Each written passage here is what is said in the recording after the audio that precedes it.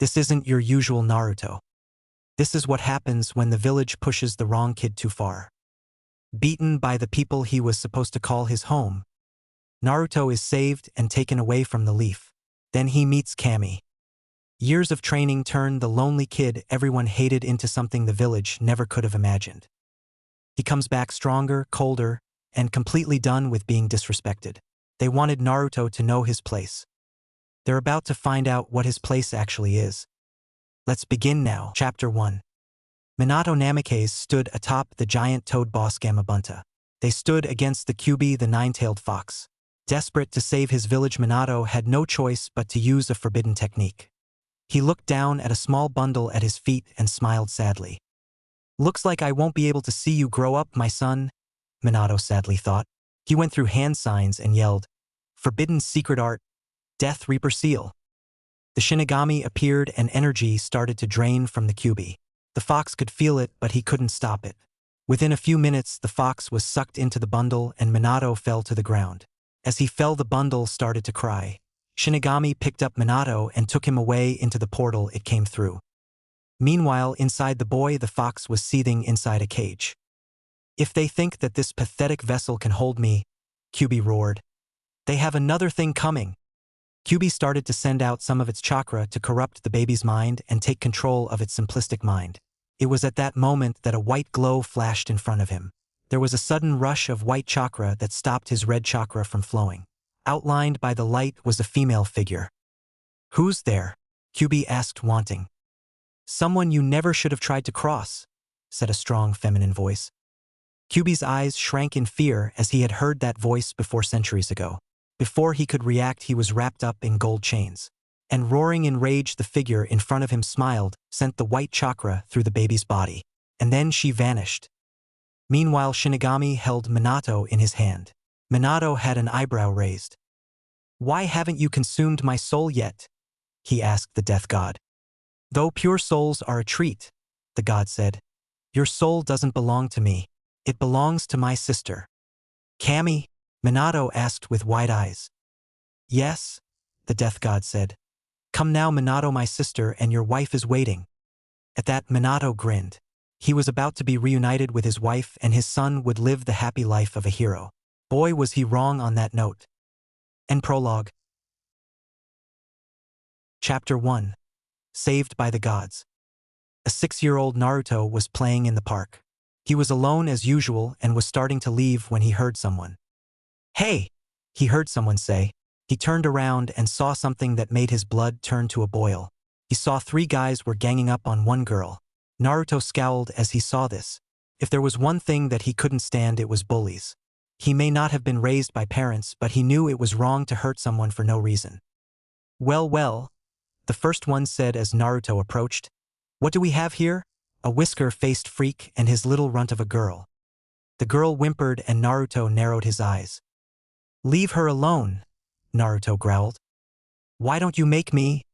the boy asked. He started to laugh when he felt something hard smash him in the face and send him sprawling across the playground.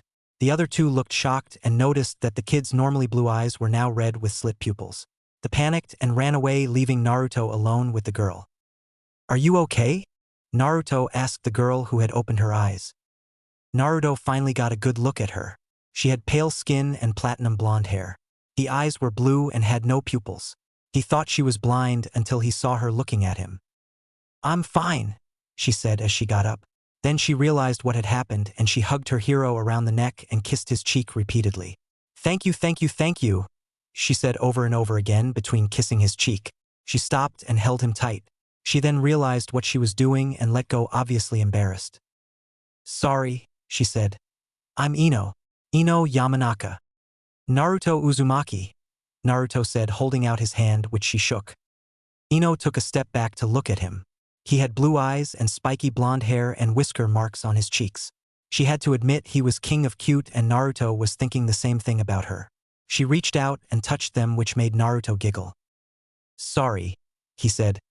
"The marks on my cheeks are really sensitive and if you touch them right it tickles." Ino smiled as she started stroking the marks more to make him laugh. She had to admit it was a nice laugh.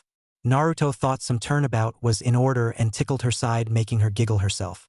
They continued until the sound of a clearing throat interrupted them. They turned to see a tall blonde man with a smirk on his face. "Well, don't you two look like you're having fun?" he said, getting them both to blush. "Come one Ino," he said. "It's time to go home." "Ah," she whined. "Can't I stay a little longer?" "Sorry," he said. "But it's getting late and you know how your mother is if we aren't in time for dinner." "Okay," she said. "See you tomorrow?" she asked Naruto this, who grinned. "Okay," he said as he leaned in and kissed her cheek. Ino blushed and her father chuckled. The two left and Naruto headed for home, unaware that someone else had watched their little show. In heaven, a tall black-haired woman stared at the earth below. Her name was Kami. She looked down as she watched the boy. Since his chakra now flowed through his veins, it, in a sense, made him her son, and like a good mother she watched over him. She was happy to see that some people in this village weren't complete idiots and that Naruto had found a possible girlfriend. Soon a pair of large doors opened and in popped a red-haired woman and the Shinigami. "Hey sis," the red-haired woman, who was Yami, said. "How's my unofficial nephew?" "Same as always," Kami said sadly. "But I believe he has found himself a potential lover." "Nice," Yami said, smiling. Yami and Shinigami watched as Naruto made his way home, but they noticed that a few villagers were gathering together and following him. They frowned when they saw them start chasing him. Shinigami's and Yami's faces contorted into rage when they started another beating. "That's it," Yami yelled. "I can't stand watching this anymore. If I have to watch my nephew get beaten one more time, I swear I'm gonna go nuts." "I can't believe I'm saying this," Shinigami said, "but I'm with Yami on this one.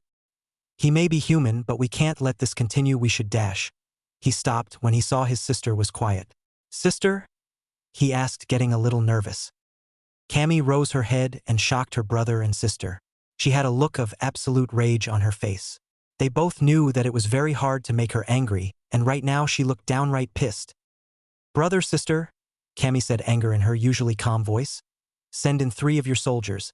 I have some old people from the village I want to send in. It's time I save our little friend." Kami and Yami grinned and went down to get their allies when Kami got up and walked through the doors and into the realm of heaven. She found who she was looking for. "What is it you want of us?" asked a female voice. "I want you to go down to earth and have a little word with the Hokage of Konoha. It's time they learned who they have been messing with," the Lady of the Angels said. "Yes, Kami-sama," said 5 voices in unison. Back on Earth, Naruto was barely hanging on to his life. A woman stood above him and held a kunai knife. "Time to die, demon," she yelled, and the mob cheered. Just as she brought it down, though, a scythe was thrown through the air and cut the woman's hand off. She screamed in pain as she clutched the stump that was once her arm. Everyone looked to see where the scythe had been thrown, to see a large man in cloak and hood with 2 others who looked exactly like each other. They were reapers, and some of the crowd grinned. Finally, man yelled, "Shinigami has sent his agents to kill the demon." "Who said?" someone asked. They all turned to see a man entirely made of red energy holding a chain with a pendulum blade on the end of it. He had black armor on his legs, chest and shoulders and forearms, and thin black wings on his back. With him were people who looked just like him, except one had a sword and the other an axe. "Yami's warriors," a woman gasped. "So the Shinigami and Yami have decided to destroy the demon for us?" She was shocked when the dark angel swooped down and slammed his fist into the woman's head and sent her flying. "Get out of our sight!" the warrior roared, sending everyone away in a scared for their lives. The warriors put up their weapons and picked the young boy up. Meanwhile, the Sarutobi was rubbing the sides of his head in annoyance. He was currently with the council and they were providing a massive headache for him. All these people did was complain. Nothing ever seemed to please them. The council was going on about something that he wasn't paying attention to when something slammed the door. The council went quiet and the sound continued until the door was thrown off its hinges. As it did, 5 armored figures walked in. They all had golden armor with black on the upper arms and legs, except they had little gold pieces on the outside of their thighs. They couldn't see their faces because they had on helmets that resembled that of Roman gladiators, only without that little fan thing they had on top. 3 of them were male and 2 were female. "What is the meaning of this?" a councilman asked. "I don't know who you are, but you will be dash." "Silence!" one of the men roared. His voice rang with authority and they could see his eyes. They told them that if they didn't listen they would be in serious pain. "We are here to take the Uzumaki boy," the second man said. "I knew it," a pink-haired councilwoman said. "I knew Cammy would send her angels to kill the demon." "Silence, wench," growled the first female. "We are not here to kill him, we are taking him away from this disgrace of a village that has tried to kill him." At that moment the Reapers and Dark Warriors arrived. "We have him," the one with the axe said, holding out the boy. The first of the Golden Warriors reached out and touched Naruto's face and ran his hand down the side of his face gingerly. "Come, my friends," he said after removing his hand. "Our work here is finished." "You will go nowhere," a councilman yelled as he jumped up to strike the man with a knife he pulled out of his sleeve. Of course, the council is usually made of complete and total morons, so you can tell that he really didn't think this through. Before he can even raise the knife, the Golden Warrior rose his fist and connected it with the side of the man's face and sent him flying across the room. Before someone could even say anything, they all vanished in a flash. As they did, some of the ninja clan heads had one thought going through their heads. This can't be good. Later, Naruto woke up from his sleep and groaned. He looked around and saw that he was in some kind of palace. He got up but felt a hand on his chest. He followed the limb to see a man in gold armor. "Slowly, child," he said in a fatherly tone. "You don't want your wounds to open up, do you?" Naruto just stayed quiet since he had never been spoken to like that before. He just nodded and slowly got up. After he did, the man lead him outside where he saw 2 more armored men and 2 armored women. The group lead him to a large chamber in which he saw a beautiful raven-haired girl, a red-headed woman, and a scary-looking man with white hair. "Hello, Naruto," the raven-haired woman said. "Are you Cammy?" Naruto asked the woman, who nodded. "Then they must be Yami and the Shinigami." "They are," Cammy said. "Now do you know why you are here?" Naruto shook his head no. "You are here because you have suffered at the hands of those in your village. We brought you here to train you because we have seen this and have grown tired of how you have been treated." Naruto hung his head as a few tears came to his eyes. "Why?" he asked them. "Why have I been condemned to live like this?" "Well," Cammy answered, "do you know about Hikubi attack?" Naruto nodded. "Well, the Kyuubi wasn't destroyed. It was sealed in a newborn baby." "You?" Naruto closed his eyes and felt tears again. "Why did he do it? Why did he seal it into me of all people?" Naruto asked nobody. He felt a hand on his shoulder and turned to see one of the armored men. "Naruto," he said, "the Yondaime didn't want to do it. It was the last thing he had to do. And he actually thought the village would see you as a hero. He overestimated them greatly on that note." He sounded rather disgusted when he said that. "How do you know?" Naruto asked the man, wondering how he knew so much. "Well," he chuckled, "who would know better than the man who did it?" He took off his helmet to reveal the smiling face of the Yondaime. Naruto beamed as he saw the man and saw that he and the Yondaime looked a lot alike. "D-Daddy?" Naruto asked. He may have been 6, but he was smart. The man nodded, and Naruto, tears of joy in his eyes, jumped up and hugged his father tightly around his neck. Minato hugged the boy back and smiled as he was united with his son at last. One of the women took off her helmet to reveal a red-haired woman with bright green eyes. "Who are you?" Naruto asked, wondering who this beautiful girl was. "Naruto," Minato said. "I'd like to introduce you to your mother, Kushina Uzumaki." Naruto smiled and hugged his mother tight. He held on until Cammy cleared her throat. "As lovely as this is," she said, smiling happily, "we have to start his training." "Training?" Naruto asked. "Yeah," Yami said. "Me, Cammy, and Shinigami, you mom, dad, and those 2 over there are all going to train you for a very important mission." "What's that?"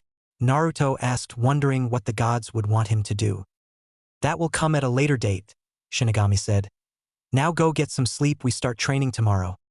"Yes," Naruto yelled, and then he went upstairs for some sleep. "He is definitely your son, honey," Kushina said, wrapping her arms around her husband. "I still say he gets the hyper attitude from you," Minato said as he pulled his wife into a kiss. 7 years later. This had to be the most boring job in the world. The job was guarding the Konoha gates. Izumo and Kohetsu were just standing around, just waiting for something to happen. Of course, at this day and age, nothing interesting ever happens. Then something actually happened. There was a flash of white and someone stepped out. Out of the light walked a boy about 13 with spiky blonde hair. His eyes were a cerulean blue. He had on a white trench coat with blue, red and black flames on it. The trench coat had the sleeves torn off so you could see that he had a little muscle. On the back there was a red swirl right above the word, life, written in kanji. He had on a black shirt, sleeveless shirt under it and long loose jeans. He had bandages wrapped around his forearms and shins, and white fingerless gloves. He had black sandals and a weapons holster on a belt that had a fist-sized fox buckle. What really got their attention was something on his face. There were 3 whisker marks on each cheek. They instantly knew it was Naruto. "Welcome back, little buddy," Kohetsu said, smiling at the kid. "Good to see you guys too," Naruto said as he entered the village. "Things just got a lot more interesting around here," Izumo said, grinning. Kohetsu just nodded. Naruto walked through the village until he arrived at the Hokage Tower. He walked and made his way to the office when the secretary stopped him. "The Hokage is in a meeting," she said. "Come back later." Naruto knew she was lying through her teeth. It was about noon and it was Monday, so Naruto knew that the old man wasn't in a meeting. He was probably just taking his lunch break.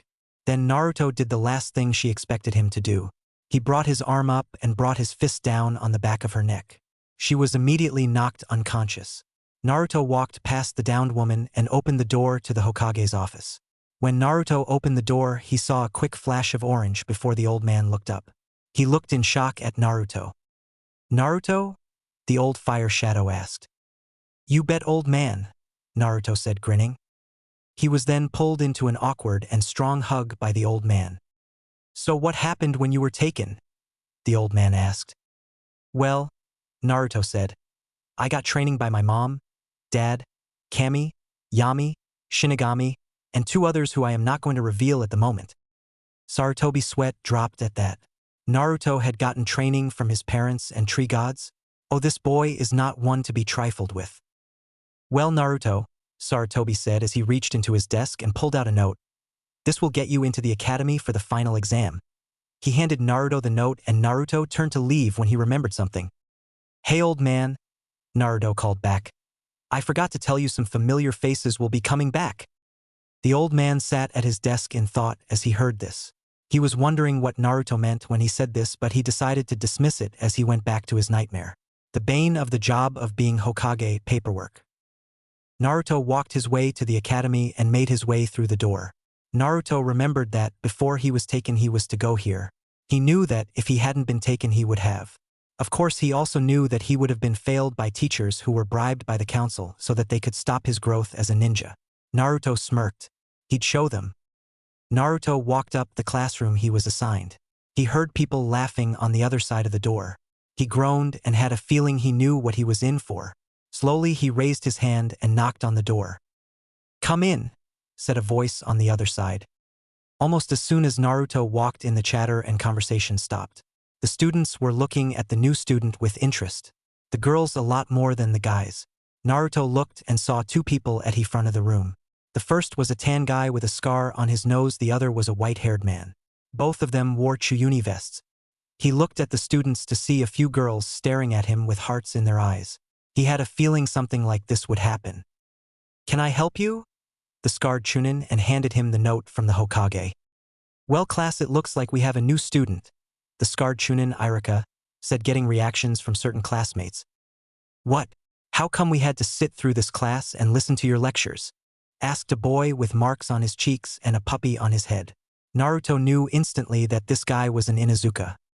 "Yeah," said a pink-haired girl, obviously a Haruno. "It's not fair. He's been on a training trip with his family for the past few years," Irika said, remembering the note the Hokage had written. The class huffed as Naruto found his seat and sat down.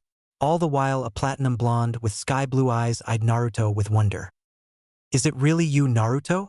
Ino thought, hoping it was the boy. "All right," Irika said. "It's time for the first part of the final exam, the written portion." The class groaned. The 2 Chunin passed out the exam and everyone got started. Naruto flew through his because he had been taught by one of the best.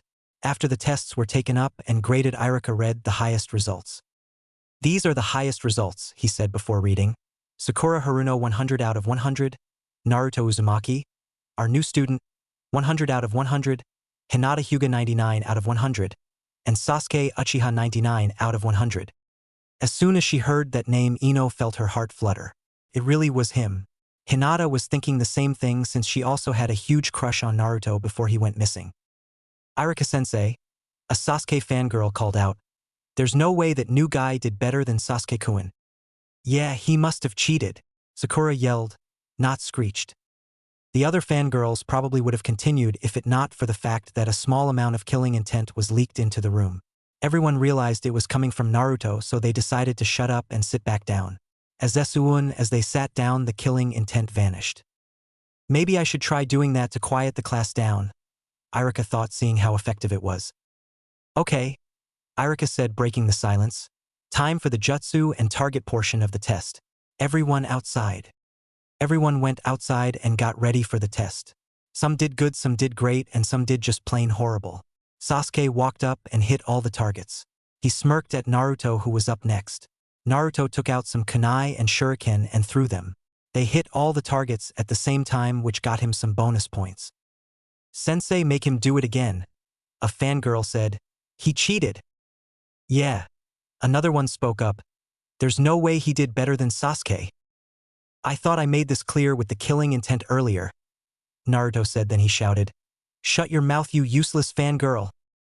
The girls immediately shut up at the sound of Naruto's enraged voice. Ino couldn't help but smile at how Naruto was able to take charge. She liked it. For the jutsu portion, most of the students did the academy jutsu except for a select few. The Inuzuka did his all-4 style. Ino, who Naruto no recognized, did her mind transfer. Chuji, big bone guy, did an expansion jutsu. Shikamaru, a guy with black pineapple hair, did his shadow possession jutsu. When Sasuke came up, he used a fire-type jutsu. Naruto had to admit he was slightly impressed. It took a lot of chakra to do that, and it was impressive a genin could. When Naruto came up, Sasuke smirked, thinking he had outdone the blonde. "What jutsu will you be doing?" Irika asked. "1," Naruto said. "Not counting the academy jutsu." Naruto made 10 shadow clones, transformed into Irika, and switched with a log. For his final jutsu, he went through hand signs and yelled, "Wind style, Galaxy Storm." The jutsu formed a massive tornado in his hands and sent it flying.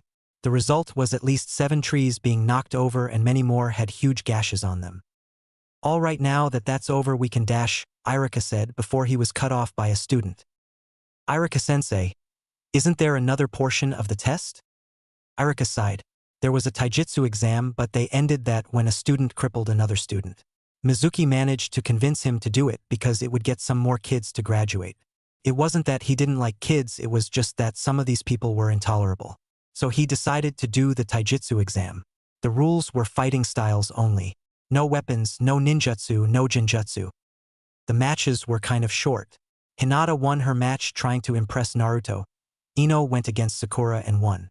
Naruto smiled at that. Kiba fought Chuji and lost when said boy sat on him for calling him fat. Naruto shook his head at his arrogance. Shikamaru went again Shino and forfeited.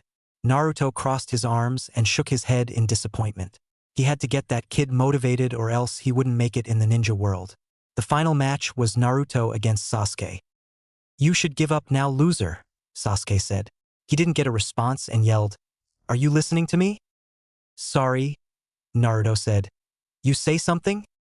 Meanwhile, a silver-haired jounin with a mask and an orange book sneezed. "Someone must be talking about me," he said before going back to his book. Back at the academy, Sasuke's fangirls were, of course, cheering him on. "Go Sasuke-kun, kick that loser's butt. That freak's got nothing on you. You hear that?" Sasuke asked as he charged at Naruto. "You're going to lose." Naruto easily dodged Sasuke's punch and countered with a kick to Sasuke's solar plexus. Naruto shook his head in disappointment as he walked away from so-called Rookie of the Year. Sasuke got up and swung again, hitting air yet again. "Stay still so I can hit you," Sasuke yelled as threw another punch. "You're starting to annoy me," Naruto said as he caught Sasuke's fist. "Fly away, little insect." Naruto drew back his arm and shot it forward. The result was a loud crack as his fist made contact with Sasuke's ribs and was sent flying into a tree. Naruto turned his back and started to leave but stopped when he heard Sasuke letting out a war cry. He jumped to the right to avoid a kunai being lodged into his neck. Iruka was about to say that Sasuke was disqualified for using a weapon when Naruto spun on his heel and made a solid kick to Sasuke's face. Unfortunately for Sasuke, Naruto put more force behind this kick than his punch. Sasuke was thrown into a wall, but instead of stopping, he was sent right through it. Naruto expected to hear yelling from Sasuke's fangirls. When he didn't, he turned to see something surprising. A lot of the girls seemed to be in thought. Naruto guessed that since Sasuke was beaten, they were starting to rethink the great Uchiha thing. Except for Sakura and a few others who were seething. Naruto was declared the winner, was handed a forehead protector and left. It was a good thing he did because Sakura and the other girls who were still in love with Sasuke broke out of their stupor and started looking for him. Meanwhile, Naruto was looking for something that his mother had left him. He remembered what his mom had said. Flashback. Naruto, Kushina said as she and her son practiced sword fighting. Yeah, Mom, Naruto responded. When you go back, I want you to find something, she said. It's the Uzumaki wolf summoning contract.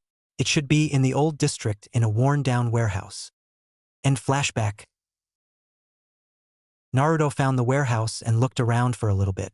After about an hour of searching, he found an old scroll with the name Uzumaki on it. He opened it up and found his mother's name. He smiled as he bit his thumb and wrote his name in it. Then he focused his chakra and yelled, "Summoning Jutsu!"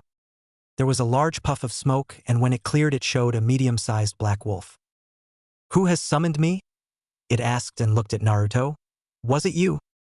Naruto nodded and held out its hand. The wolf sniffed it and its yellow eyes widened in shock. You are Kushina's son, it gasped. It has been a long time since we have been summoned.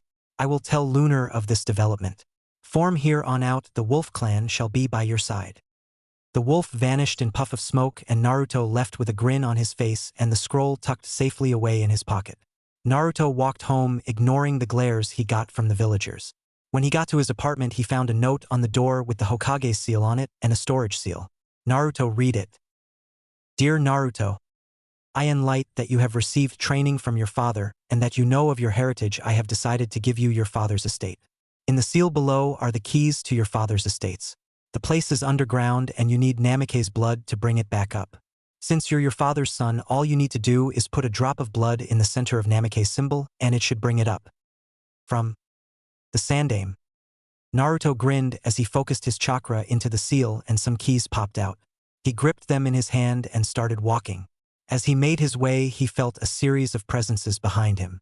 He turned to see some of the girls from the academy with stars and hearts in their eyes. Fangirls, Naruto thought. Great. Dope! He heard someone yell in front of him. He looked and saw Saki standing in front of him. He had a few bandages on him and his left cheek was swollen. Naruto was surprised that he was able to still be around after being knocked through a wall. What do you want, Sasuke? Naruto asked. He was not in the mood for this. Fight me, Sasuke commanded. He obviously wanted a rematch for his earlier humiliation. No, Naruto answered, crossing his arms. Why think Sasuke will kick your butt? Like what should have happened at the academy? Sakura said, smiling like she thought it really was true. He didn't ask for you, opinion forehead, said a new voice. They turned to see Ino coming out of her father's flower shop. She obviously looked mad at how Sasuke was acting and that her friend was still into him after he tried to kill another student earlier. Ino? Naruto asked as he saw her. Hey Naruto, she said, smiling. Long time no see. Naruto smiled as she walked up and put her arms around his neck and kissed his cheek.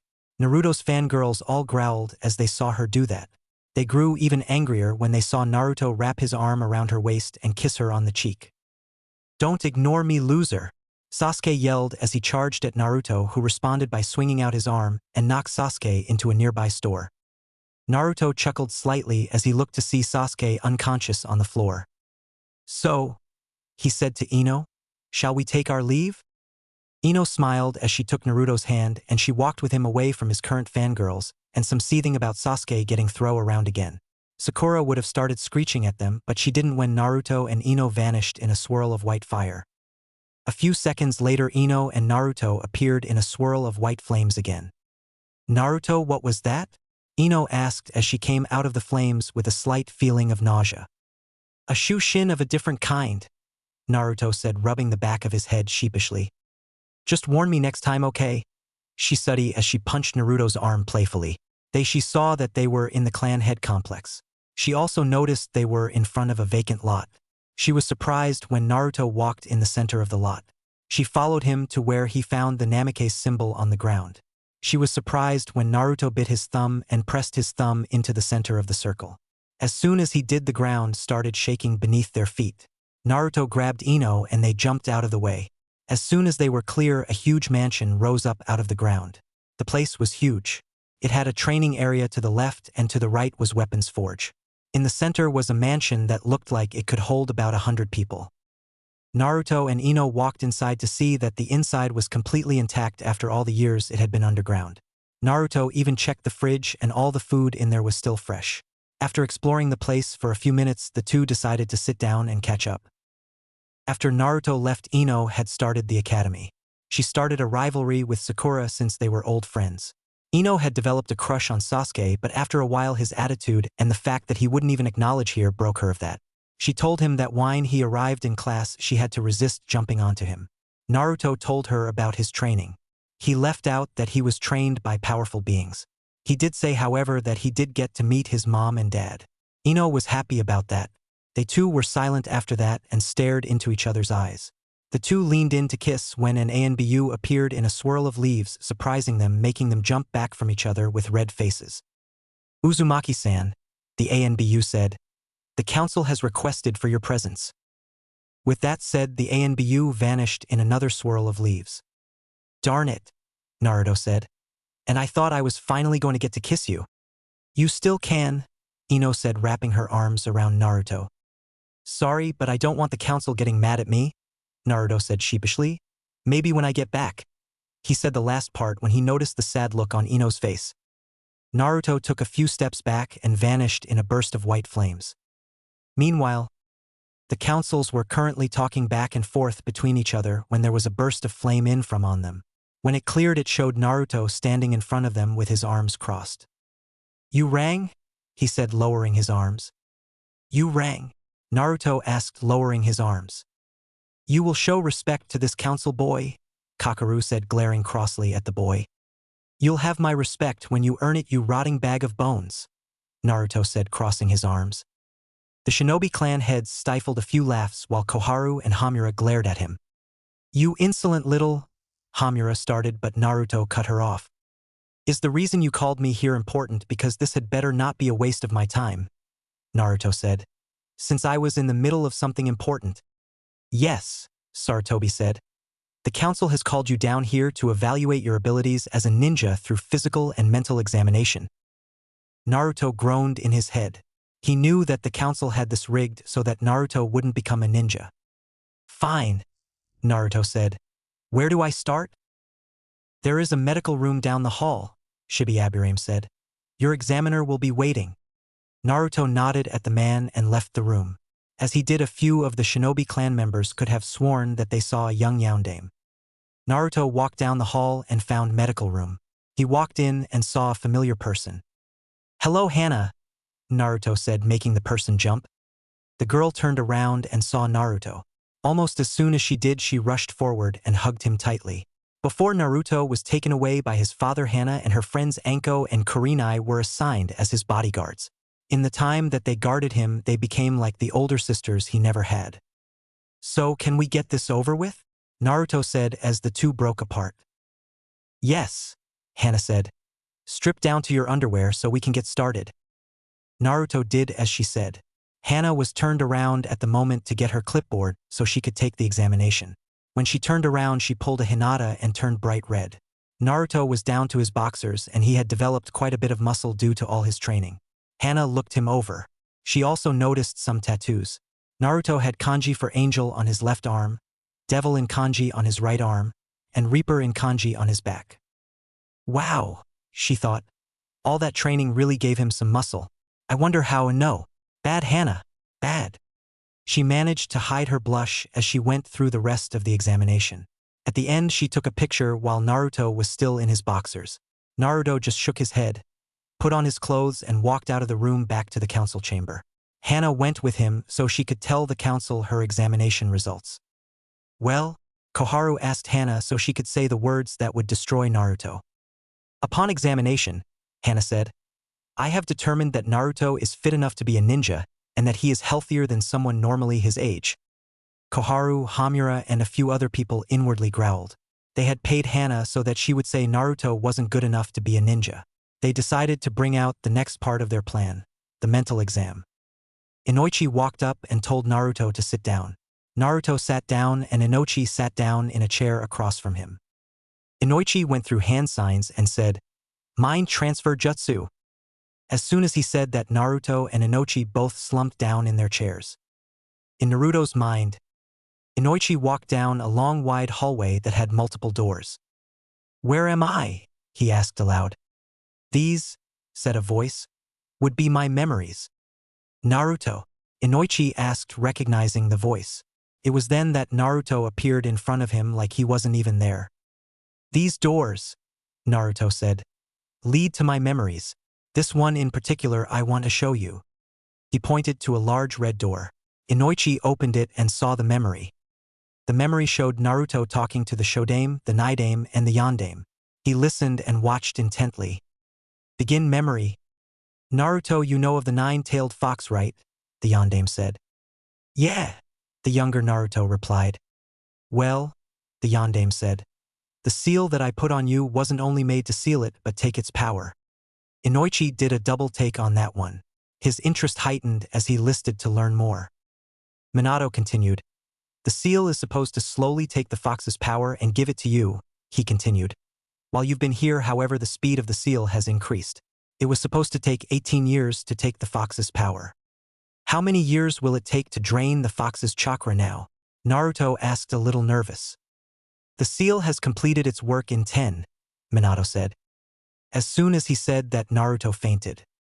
And memory? Inoichi stood at the front of the door, his eyes wide.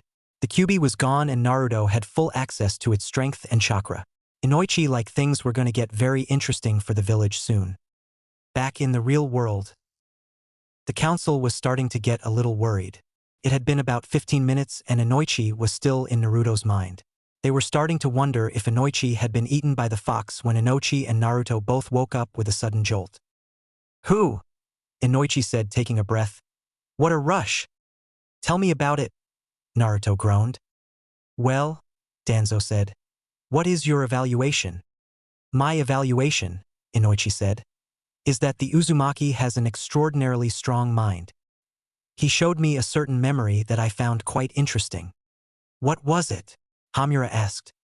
That's for us to know and you not to, Inoichi answered. Hamura growled and was about to yell, but Sarutobi shut him up. Since this is over, can I go home now? Naruto asked, getting a nod from Sarutobi. Naruto aptly turned around and left. I like that boy, some said, smiling. The next day Naruto was walking toward the academy when Sasuke stopped him again. Dobe, he yelled. How did you get so strong? He asked. Naruto walked past him. The Uchiha started to seethe when Naruto said something. You want to know the secret to true strength? Naruto asked, turning to face him. Sasuke nodded. My strength doesn't come from hate. To find true strength, you have to find someone precious to you. You have to have a drive to protect them. Then and only then will you grow stronger. With those words, Naruto left to find out his team. As he left Sasuke, who was currently in thought. My drive to kill my brother, he thought. Has it been my weakness instead of my strength? He decided to think over this later and went to class for team assignments. In the class, Naruto sat down next to Ino. Neither of them noticed the slight tick above Hinata's eyebrow. Shino, who was sitting next to her, noticed and promptly scooted away. Sasuke sat down in the front of the class as usual. Sakura was about to sit next to him when a piece of paper hit her in the back of the head. She picked it up and read it. Sakura, don't sit next to Sasuke right now. I said something to him earlier and he's currently thinking about it. At least I hope he is. Give him some space for a while. Who knows, he may change after this. Naruto. Sakura looked at Naruto and then at Sasuke, seeing was deep in thought. Apparently he couldn't get Naruto's words out of his head. He was brought out of his thought when Iruka used his big head jutsu to get everyone's attention. It was then that Kiba noticed something. "Irika-sensei," he asked. "Where's Mizuki-sensei?" "Mizuki," Irika said, "was arrested last night for trying to steal the forbidden scroll of sealing. After Naruto failed, Mizuki tried to get the scroll himself. It ended up with Sarutobi's boot stuck in his small intestine. Doctors were able to remove it, but the old man wouldn't be able to wear that shoe again." "Okay," Irika said, getting everyone's attention. "The teams are as follows."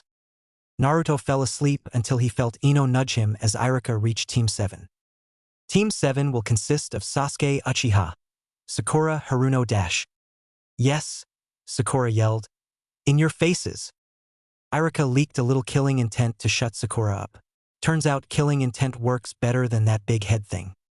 Anyway, Irika continued, Team 7 will consist of Saki Uchiha, Sakura Haruno and Sai.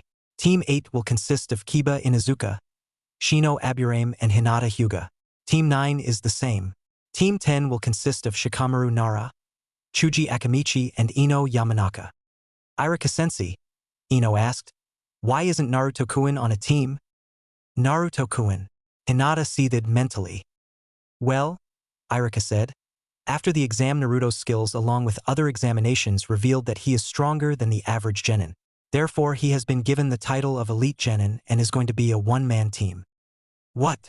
Sakura screeched. "Why don't you give Sasuke that title? He deserves it more than Dash." "Sakura, will you do us all a favor and shut up already?" Sasuke yelled, surprising everyone. Normally the boy was quiet and didn't burst like that, but apparently Sakura hit a nerve. "Naruto earned that title," Sasuke said, looking Sakura in the eyes. "If you have a problem, go complain to the Hokage." He turned his attention away from the shocked girl and motioned for Irika to continue.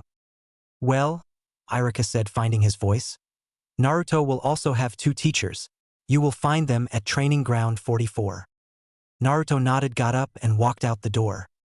After some time of searching, Naruto managed to find Training Ground 44. Naruto was surprised when he found that the training ground was actually a massive forest. It was surrounded by a wire fence that had a sign that said, "Keep out." Naruto's suspicions about the place were confirmed when a monstrously large centipede crawled out of a nearby tree. Naruto looked around and saw that his teachers weren't there. He thought he had been stood up when there was a large plume of smoke. Naruto squinted to keep the smoke from getting in his eyes.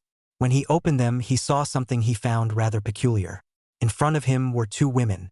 The first one had purple hair that was tied up in a ponytail that made it look like it was a pineapple. She had on a fishnet shirt, a trench coat that barely covered her front, and a short orange skirt. The second also had purple hair, except hers was long and it went down her back. She wore the basic outfit for an ANBU, only she didn't have an animal mask. He had to admit both of them were pretty, but he remembered that they were older than him and that he was currently dating Ino. It was then that Naruto recognized the 2 of them. They were both people who guarded him when he was little. "Anko, Yugugo," Naruto cried happily. As he said their names, they both smiled. They both rushed up and hugged him. "Good to see you again, Foxy," Anko said, smiling. "Very good," Yugugo said, noticing the muscles. "So kid," Anko said as she and her friend let Naruto go, "why don't you show us what you've learned in the time you've been gone?" Naruto's answer was to get into a taijutsu stance. Anko smirked as she vanished and appeared again behind Naruto and put a kunai to his neck. She was surprised when the Naruto she was holding melted away into mud. "A mud clone?" she thought. As she did, she felt a large amount of chakra behind her. She spun around to see Naruto going through hand signs. When he finished, he yelled, "Ice style, blizzard shuriken." The water in the air collected around Naruto, formed shuriken and froze. They were then sent flying at Anko, who managed to dodge them. She turned around to see that the shuriken had buried themselves deep in the trees that were behind them. "You have an ice bloodline?" Yugugo asked as she saw the ability from the other side. "No," Naruto answered, "but I do have an affinity with all the elements." Both girls paled. If Naruto was able to use all the elements, then there was no telling what he could do or the jutsu he could create. Naruto really was Konoha's #1 unpredictable ninja. Yugugo snapped out of the shock first and she charged at Naruto, sword drawn. Naruto spun on his heel and dodged the blade. She swung again and again, but didn't manage to land a hit. Eventually Naruto got sick of dodging and caught the sword in his fingers. Naruto held up his hand and the wind seemed to focus in his hand. After a few seconds he yelled, "Wind sword!" The winds released in a sudden gale that knocked Yugugo off her feet and sent her flying into a tree. She got up with a groan and rubbed her stomach. "In case you haven't noticed," Naruto said, crossing his arms, "my multiple affinities allow me to create different jutsu." Yugugo nodded. It was obvious that she and Anko, even if working together, couldn't beat him. She hated to admit it, but she was proud. "Not bad, kid," Anko said as she approached the two. "Come back tomorrow and we'll get our first mission." "Yes, ma'am," Naruto said, turning around. "See you two tomorrow." Anko sighed. "It's good to have that kid back, isn't it, Yugugo?" "Yeah, I guess it is," Yugugo answered, smiling. Back in the Hokage's office, the old fire shadow was doing paperwork.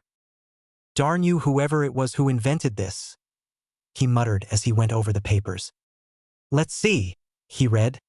"Motion to execute Naruto. Denied. Motion to banish Naruto. Denied. Motion by the Inuzuka clan to adopt Naruto." He thought for a minute and was about to stamp it to approve when there was a bright flash of light. "What's going on? Who's there?" he asked as he saw 7 figures in the light. "Hey, Sarutobi," the one in the middle said. "Man, you got old." "It can't be," Sarutobi thought as the light started to fade. When the light faded and he saw who the figures were, his eyes widened and then he fainted due to a heart attack. Clear. A jolt of electricity shot through Sarutobi's chest. The old man shot up with a start after getting said shock. He looked up to see the figures that had appeared in the light. "So this is what Naruto meant by familiar faces," the old man said, smiling. "Good to see you, you old monkey," said one of the taller ones. "Why does everyone make fun of my age?" Sarutobi thought. "Well," he said, "I suppose I don't have to fill you in on what has happened over the years." "No," said a female, "you don't." "Call the council," the taller one growled. "We want to have a little word with them." "And another thing, old man," said a third. "You're the one of this village, not the council. You're the Hokage. Why don't you grow a backbone and remind them why?" Sarutobi's face grew stern and his eyes narrowed. "He's right," Sarutobi thought. "I'm the Hokage here, not them. And it's high time I started acting like it." The council chambers a few minutes later. "What do you think the old man brought us here for?" Tsume asked Shibi. "I don't know," he answered. "But I have a feeling that something is going to happen and soon." "Troublesome if you ask me," Shikaku said in a bored tone. After they all sat down, the Hokage came in with 3 hooded figures. "Sarutobi, what's the meaning of this?" Hamura asked. "That's Lord Hokage to you," Sarutobi said, shocking his former teammates and a lot of other people. "Hokage-sama," Chuza Akamichi said. "Are you feeling all right?" "Just fine, Chuza," the old man answered. "I think it's high time that I started acting like a Kage." The civilian council, along with Homura, Koharu, and Danzo, started to get worried. If the old man actually grew a backbone and had all his power back then, their plans to get Naruto would be flushed down the toilet. "Good to see you're getting bold, Sarutobi," Inoichi said. "But why did you call this meeting?" "Ah yes," the old fire shadow smiled, remembering why he had called this meeting. "It seems that these 3 gentlemen have a few things to say to you." "What would that be?" Danzo asked from his seat. "That will be later explained," Sarutobi said. "But first there's a subject I have been itching to get out. The removal of Danzo from the council." Danzo paled under his bandages, though after a few seconds he grinned under them. "And on what grounds do you think you can take me off?" he asked, getting a smirk from the old man. "This." Sarutobi handed a folder to Hayashi, who promptly read it and scowled. "This," Hayashi growled, "is plans to take some of our stronger ninja and turn them into weapons in the supposedly disbanded Root program." All of the clan heads glared at Danzo. "I second the motion," Tsume growled. Many others actually went along with this. It was official that Danzo was off the council. Danzo, of course, refused to leave. He did until one of the hooded men lifted him up off the ground and threw him out the door. "Nice," Chuza said, giving him a thumbs up. The man just nodded at him and walked back to his place. "So what is it you have to say?" Rose Haruno asked the 3 gentlemen. "Simple," said the first. Oh, and before we say this, it's mostly directed at the civilian council. He cleared his throat. What the heck is wrong with you people? The force of his voice alone caused the hair of the people in front of him to blow back. For years you've tried to hurt a child because of something that he had no control over, he continued. The second one said, Cammy, if I had known that some of the people in this village we complete and utter morons, I wouldn't have tried to protect it. The same goes for the two of us, the third said, gesturing to himself and the first one who spoke. What are you talking about? Asked a fat civilian. We're talking about the so-called demon of Konoha Naruto Uzumaki, the third one said, crossing his arms. So, said the same fat councilman, we had to teach that demon a lesson. We had to show him that we were in control so he wouldn't get any ideas. As soon as he finished that sentence, a large amount of killing intent filled the room, all of it radiating from the hooded men. The civilian council could feel their stares burning into their foreheads. Hokage-sama? The second one asked, looking at him. Sarutobi nodded, and the man rushed forward and lifted the man into the air. Put me down, the fat man yelled. You will pay for this. Unlikely, the man said as he drew back his arm. Energy suddenly focused and formed a spinning ball of chakra. He shoved his arm forward and yelled, Rasengan! The result was the ball of chakra boring through the man's chest and destroying his heart. It's not possible, Haruno stuttered. The man reached up and removed his hood, revealing a man with tan skin and spiky blonde hair. Minato Namikaze had returned. The other two took of their hoods, and the council almost fainted from shock. The first had darker skin and long black hair. The other one had pale skin and gray hair. The first and second Kages, Hashirama Senju and Tobarama Senju, were back as well. Oh boy, most of the civilian council thought. Minato backed down and joined his friends. We tell you this, no, Minato said sternly. If any of you try to hurt Naruto again, you'll deal with us personally, and we'll show you why we each became a Hokage. With that threat, the three left. The civilian council was currently in shock and in a stupor. We are screwed, came the voice of Shikaka Nara, breaking the silence. 3 weeks later. White Fox in position, Naruto said into a comm on his ear. Crazy Snake in position, and I'm gonna get you for that codename kid, came the voice of Anko. Black Cat in position, came the voice of Yugogo. The three took a stance to get ready to launch themselves and got ready, then all at once they jumped out. Meow. Ribbon on the left ear, Anko said, looking at the cat they got. It's Tora, all right. Come here, girl, Naruto said to the cat, tenderly picking her up and gently scratching her behind the ears. Tora, the pet of the fire daimyo's wife and so-called demon cat, purred loudly as Naruto petted her. Naruto didn't really like cats, but it calmed her and it beat having the cat try to scratch his eyes out like it did all the others. A few minutes later at the Hokage Tower. Oh Tora, the fire daimyo's wife cried. I missed you so much, don't ever run away again. All the while she was crushing the cat in a death hug that had Naruto wincing. Even though Anko and Yugogo didn't like having to catch that cat, they couldn't help but feel sorry for it. No wonder that cat always runs away, they all thought at the same time. Ma'am, Naruto said, approaching the woman. I think I know how to keep Tora from running away so much. Really? She asked. Do tell. It's simple, Naruto said. Don't squeeze her to death every time you pick her up. Needless to say, the cat never bothered anyone again. On that day, Naruto became known as the ninja who stopped the demon cat. After they had gotten the pay for the mission, Naruto, Anko and Yugogo went to the Hokage's office. Mission complete, old man, Naruto said as he walked in. Good thing too, Sarutobi said, because I have another mission for you. The old man took out a folder and handed it to Naruto. Yesterday, the old man explained, a team of ninja were assigned the task of escorting a bridge builder named Tazuna back to his hometown in Wave Country. What's the problem then? Anko asked. The mission was strictly C-ranked, however. Tazuna kept information from us. Turns out his village is run by a crime boss named Gato. Gato sent out the legendary demon brother, Gozu and Meizu. After the encounter, the mission rank was bumped up to B-ranked. And you want us to go and give the team back up? Naruto finished for the old man. Exactly, the old man said. Depart as soon as you are able. Yes, sir.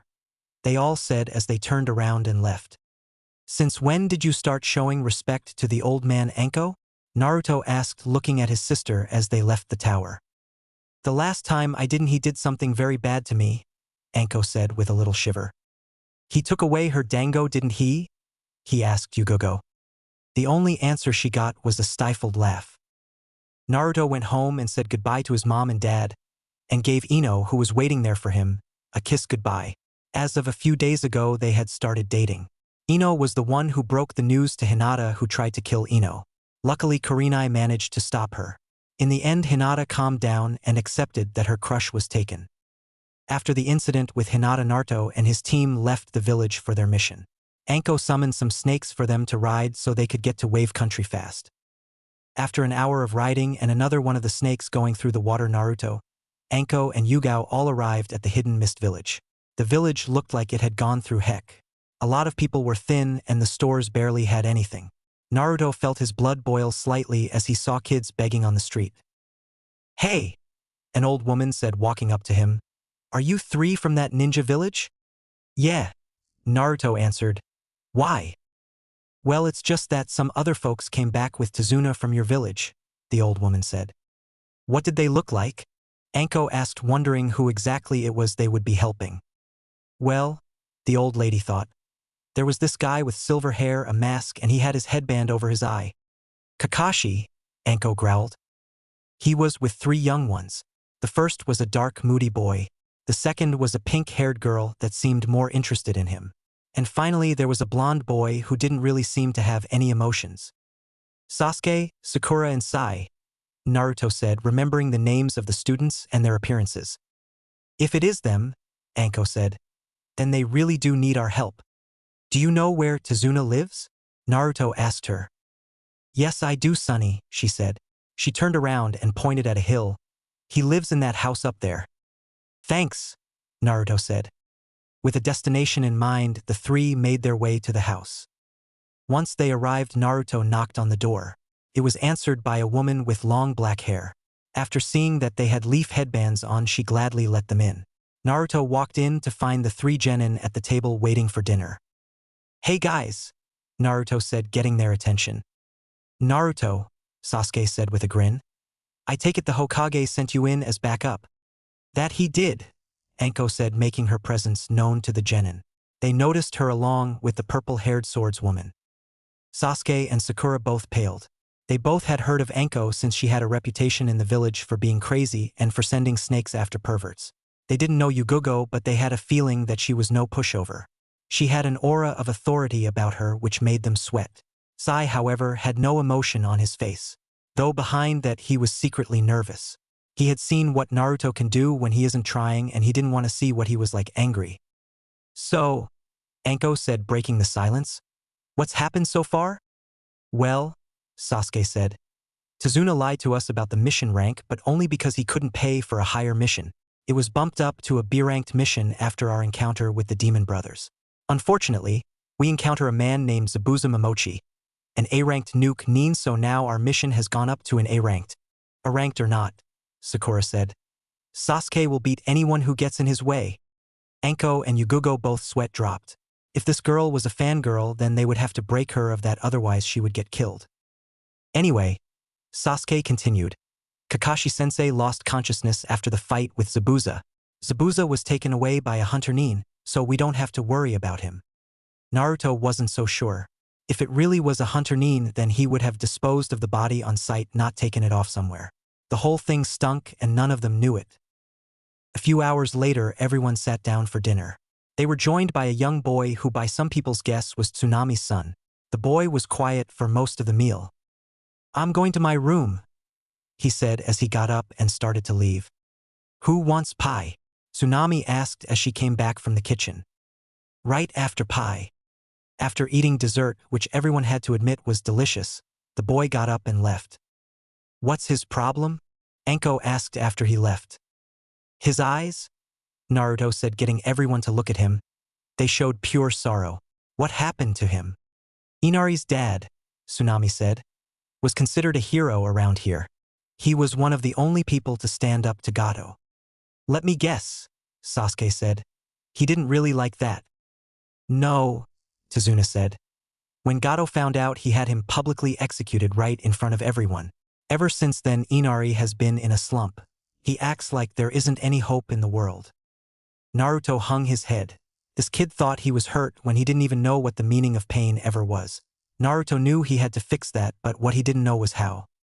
The next day, Kakashi woke up from his little nap. He then told them that the Zabuza was still alive. When asked why, he explained that the weapon that the hunter nin used were throwing needles.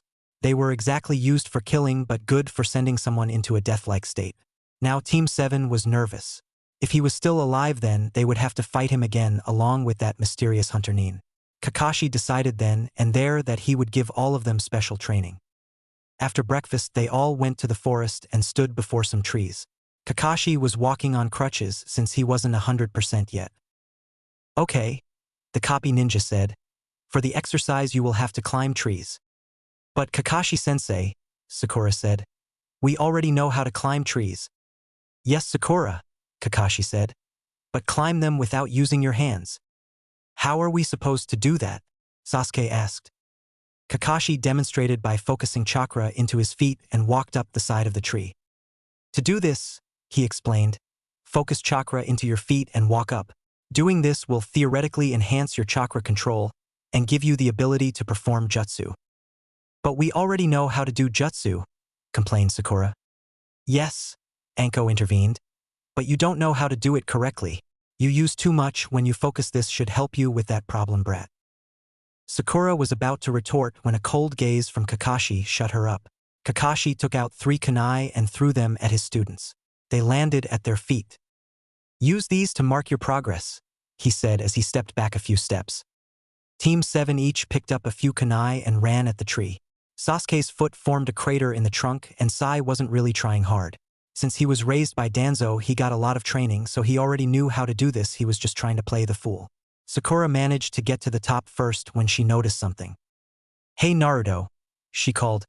Why aren't you doing the exercise? Because I already know how to do it, Naruto answered. Yeah, right, Sakura said. If Sasuke's having trouble, then there is no way you dash. She was cut off by the sound of a throat being cleared. She looked to see Naruto walking on water. Her eyes were wide as saucers. How are you doing that?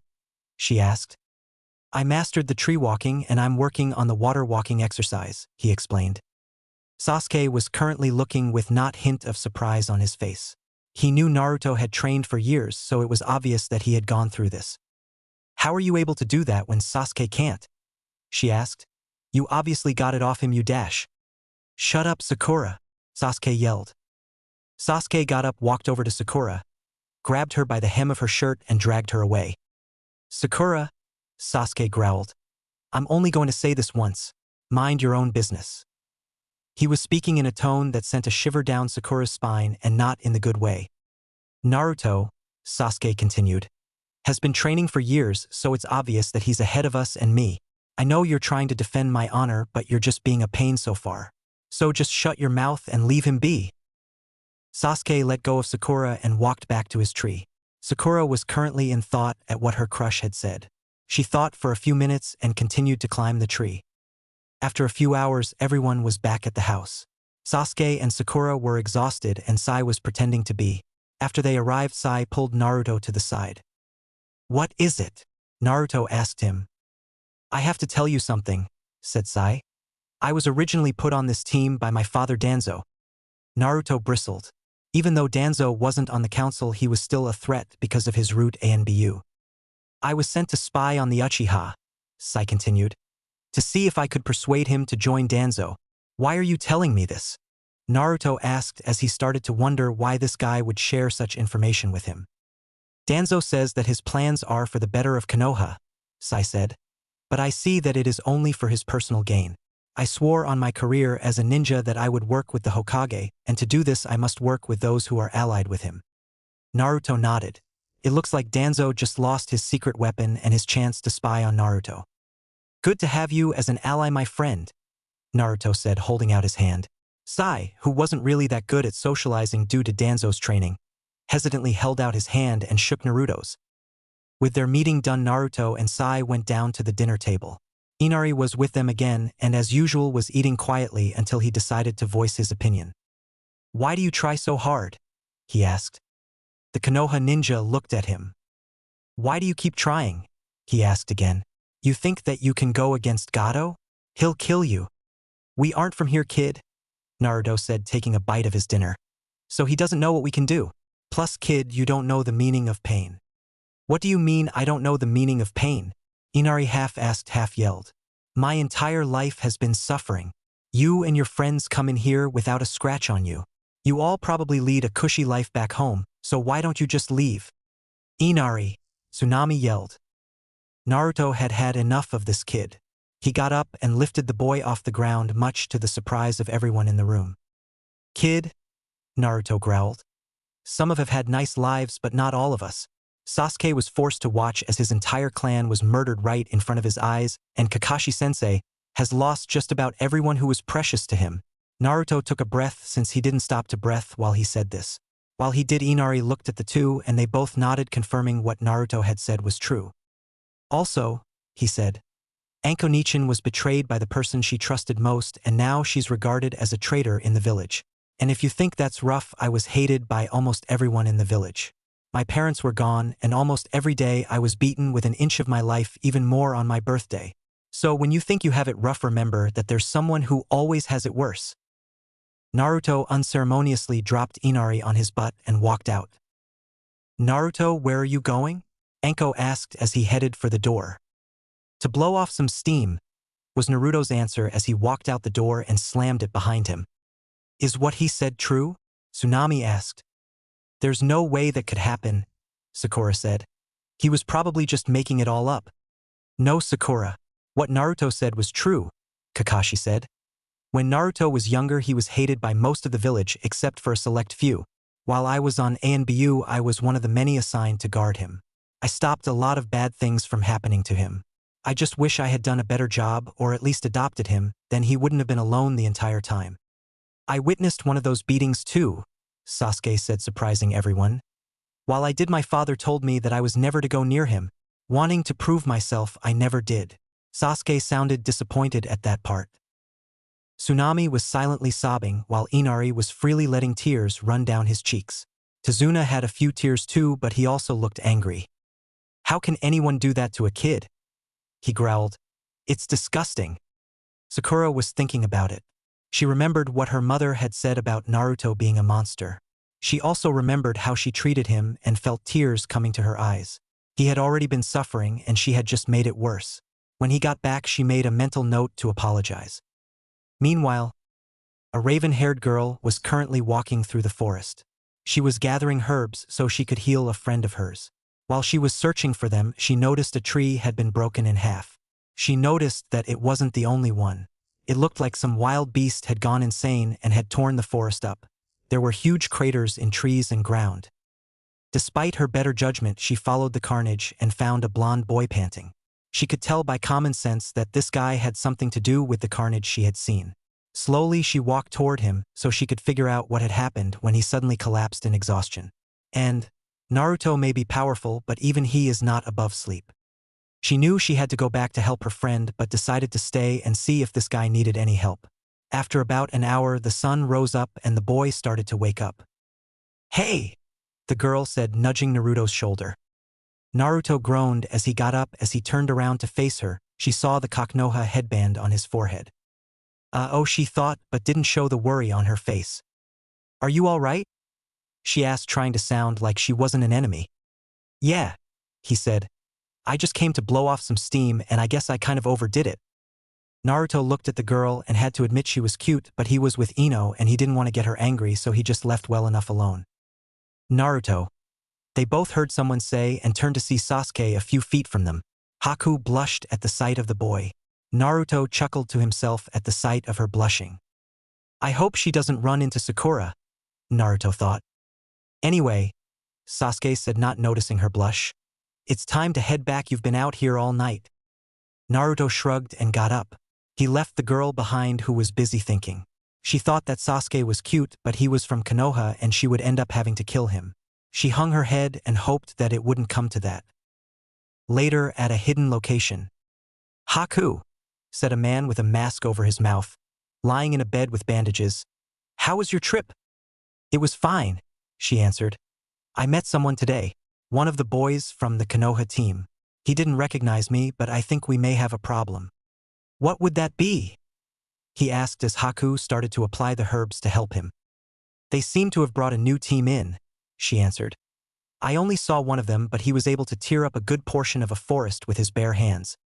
The man, Zabuza, if you hadn't guessed yet, was surprised. If one person like that was able to tear apart a forest with his own hands, he didn't want to see what this guy could do if he was mad. Zabuza, however, knew that when he healed, he would able to take out the copy ninja that did this to him, and then he would deal with this supposedly strong warrior. Tomorrow, he thought, tomorrow. The next day at Tezuna's house. I can't believe this guy, Sakura said. Being able to train through the night like that, what exactly is he? Naruto probably built a lot of stamina during his training outside the village, Kakashi said. I wonder how he would fare against Zabuza? It would probably be a close fight, Sasuke said, surprising a lot of people. Kakashi, however, wasn't. During the test to see if he could work with a team, he did remarkably well with teamwork.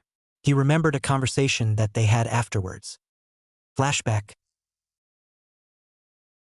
Sasuke, Kakashi said, getting his pupil's attention. Your file said that you mostly did things alone. You didn't during the test. Can you explain the sudden change? Well, Sasuke said, I met someone who told me that the secret to strength is finding someone to protect. That drive lets you become stronger. I'm looking to see if I can find that person. Kakashi smiled slightly under his mask. Sasuke's original drive was for power, now it was to protect. Whoever said that to him was very wise. Okay, Kakashi said. I just wanted to get that cleared up. And flashback. Why do you think it would be close? Sai asked, wanting to know the reason behind Sasuke's answer.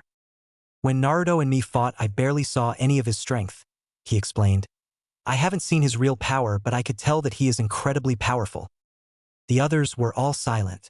They all looked at the form of the sleeping blonde who had collapsed in exhaustion almost as soon as he entered the house. They had decided to let him sleep while they went to guard Tezuna at the bridge.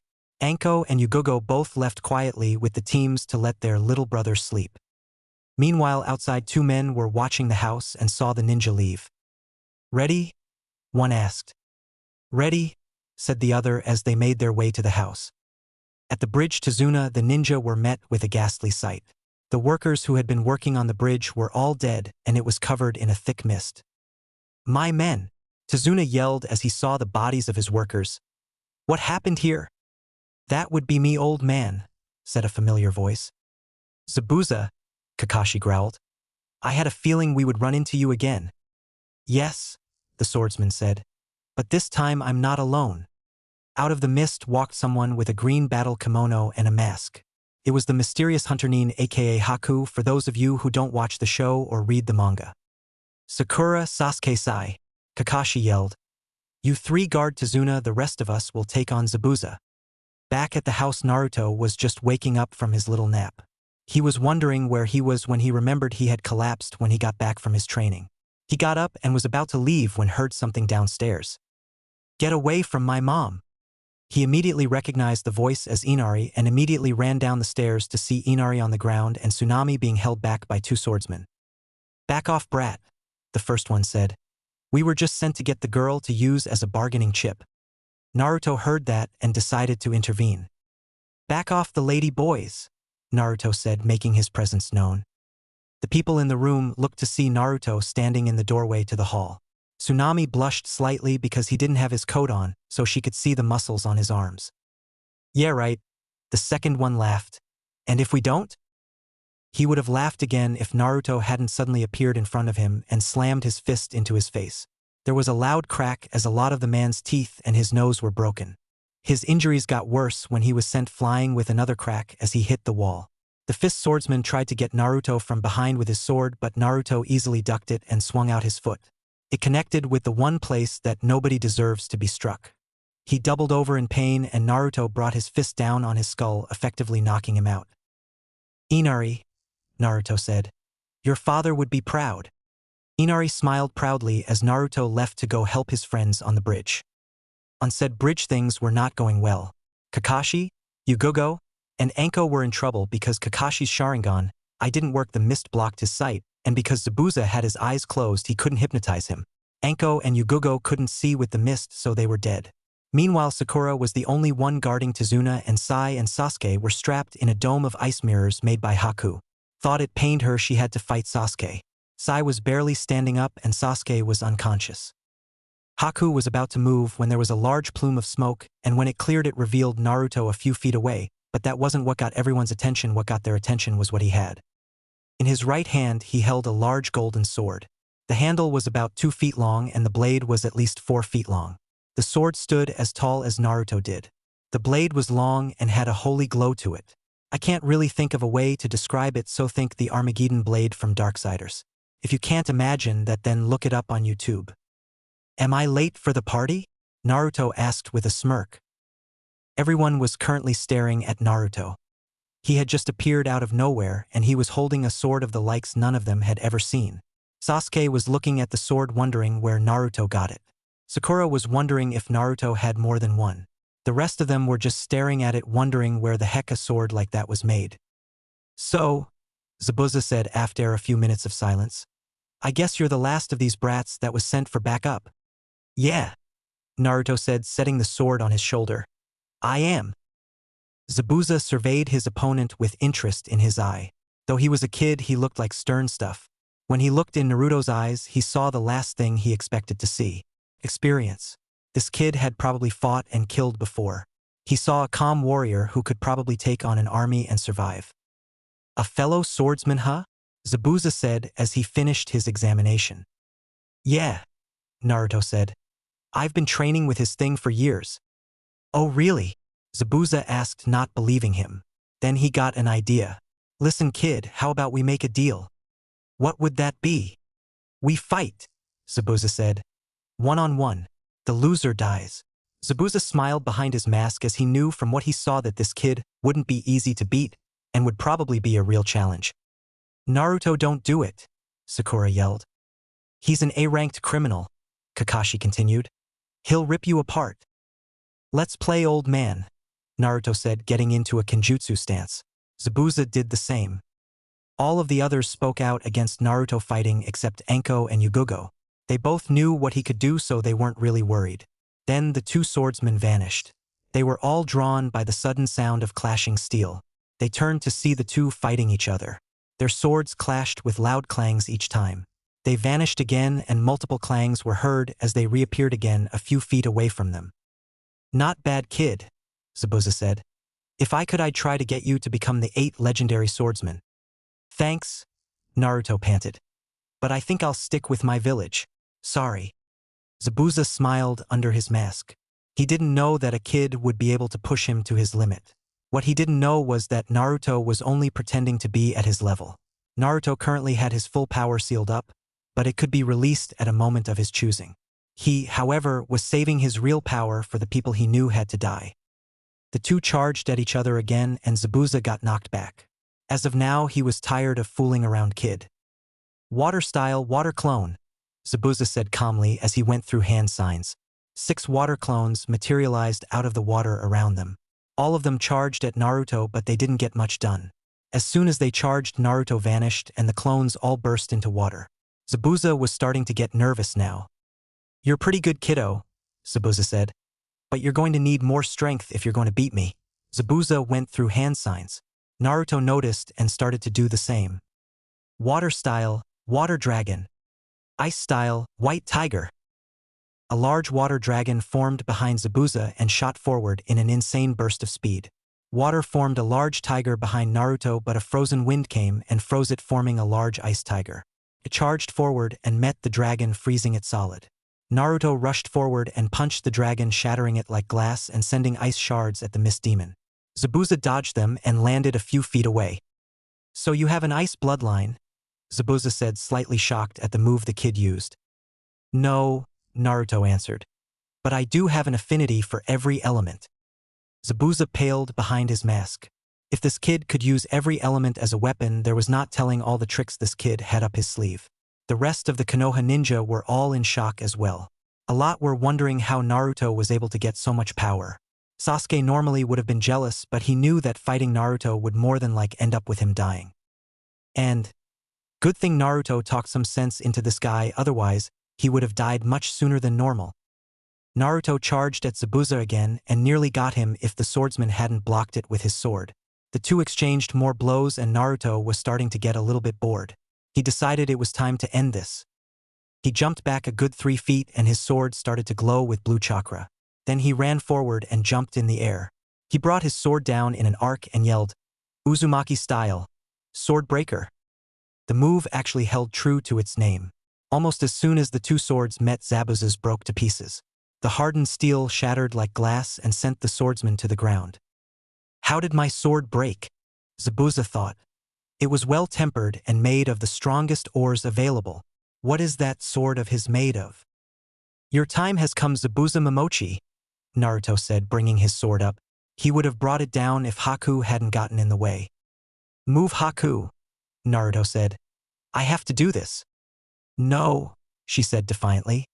I don't care how strong you are. I won't let you harm Zabuza-sama. Well, isn't this touching? Someone new said. Everyone turned around to see a short old man with sunglasses, a tux and a cane. Behind him were a lot of mercenaries. Gato, Zabuza growled. The demon of the mist, the old man laughed. Taken down by a little kid, how disappointing. Well, it looks like our contract is null and void, Zabuza, but don't worry, I'll take good care of your girl. Almost as soon as Sasuke heard that about Haku, he growled. He couldn't understand it, but he had a sudden drive and urge to protect her. As he got up, the others looked and they couldn't believe what they saw. Sasuke's eyes had turned red and had 1 comma in each eye. Sasuke had awakened his Sharingan. Naruto also felt anger building up in him.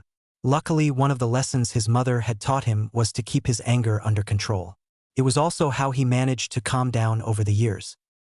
Gato, Naruto growled, raising his sword. Time to meet your end. Gato smirked and turned to his men. Kill them all, he ordered. But leave the women, they'll be fun to break. The mercenaries all ran at the group. The Konoha ninja all looked ready to fight until a strong wave of killing intent washed over the whole place. Everyone saw that the source of the killing intent was Naruto. Gato, he said in a strong, powerful voice. You have brought much pain to this place and now you will pay for that. Naruto raised the golden sword and pointed the blade downwards and had the side of the blade facing them. Judgment, he yelled. There was a flash of white chakra that covered Naruto and formed large white wings. Everyone stared at the chakra's beauty. I have judged your souls, Naruto said as he opened his eyes. Guilty. Naruto drew the sword back and it glowed pure white and he swung it yelling, Holy execution. The swing of the blade sent out a wave of white chakra that went through the mercenaries and turned them to dust as they screamed. It went all the way across the bridge and destroyed Gato, who screamed as he was torn apart. His task done, Naruto turned to face Zabuza and Haku. It was then that Zabuza did something that no one had expected him to do. Please, he said, getting down on his knees, bowing. Absolve me of my sins, agent of Kami. What sins would those be? Naruto asked. I have killed many people, Zabuza said. I have committed murder and slain the innocent. I wish to seek repentance. Idiot, said a small voice. Zabuza opened his eyes to see a little girl. She had her red hair in pigtails and green eyes. She was also transparent, meaning she was a ghost. You're not a bad guy, she said. You didn't kill me when that mean man told you to, but I died anyway. Stop beating yourself up, Mr. No Eyebrows. The little girl smiled before she vanished. Zabuza got up and smiled under his mask. Looks like we aren't enemies, Kakashi, the swordsman said, extending his hand, which the Cyclops promptly shook. Hey, Zabuza, Naruto said, walking up behind him. What are you going to do now? I don't really know, Zabuza said, shaking his head. I'm not sure if I can keep on running now that I'm out of the mercenary business. Why don't you come with us to the village? Naruto asked, surprising a few people. The only Kenjutsu specialist we have is deathly sick and a new bloodline would be really helpful to the village, Naruto explained. You're not serious, are you, Naruto? Sakura said, making her presence known. They both attacked us and should be dash. Sakura, Sasuke growled as he got up with help from Haku. The mission is pretty much over and they aren't our enemies anymore. They have given up and are no our allies. But she hurt you, Sakura said, trying to get Sasuke to see her way. She could have killed you. But she didn't, Naruto said. She didn't kill him, and I think I know why. You do? Zabuza asked. I do, Naruto said. I think she likes him. Zabuza was silent, then laughed. He laughed until he looked at Haku. He saw that she was looking fondly at the boy with a slight blush on her face. Zabuza smiled under his mask as he saw the display. Well, he said after a few moments of silence, I guess we have a reason to go with you to the village. Sakura was glaring at Haku, and then she shot forward. Get away from Sasuke Kayun. He's mine! She yelled, trying to get her for looking at him. She was barely a few feet from the when. Slap! Sakura was sent reeling from the blow. She got up with a low groan of pain. When she looked up, her eyes widened. Haku stood above her. Her eyes filled with annoyance and a slight anger. How dare you? She growled. How dare you try and claim something you have no right to try and take? Yes, I can claim him, Sakura said as she got up. I love him. He loves me. We were meant to be together, and he will be mine. Not yours, you little slut. There was a strong silence, and then the air around them froze. Everyone took a huge step back, even Naruto, at the large amount of killing intent coming off of Zabuza and Sasuke. Sakura, however, she was standing still with a look of horror in her eyes. Her knees buckled, and she fell to the ground at the sudden pressure. Don't you ever, Zabuza growled, ever refer to my daughter like that. Sakura, Sasuke said, I have tried to stay patient with you, and now it has reached its end. He picked Sakura up by the front of her shirt. Listen here, you pink-haired nuisance. I don't love you. I never have, and right now I don't think I will. All you've done is fawn over me and get in the way. Wake up and start taking this seriously, and find someone who actually will like you. He let her down and walked away with Haku. Sakura felt something and turned around.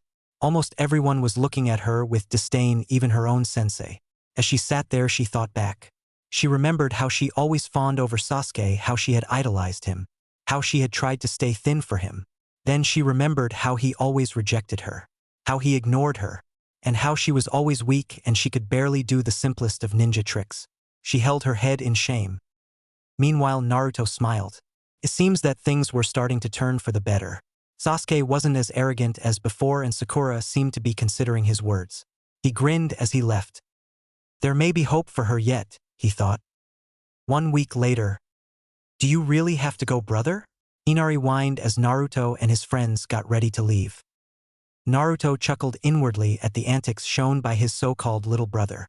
In the week that had passed, the hidden mist village had progressed greatly. The bridge was finished and the town was coming back to life. They also saw Naruto as a hero. A lot of girls tried to get Naruto to date them, but they all ended with them getting rejected and Naruto saying that he was in love with someone already. The teams had also changed. Sasuke and Haku were no an item. It took a lot of convincing on Zabuza's part. After an hour of asking and Haku giving him the puppy dog eyes, he said yes. Sakura had been quiet the first few days, but she had finally given up her pursuit of Sasuke.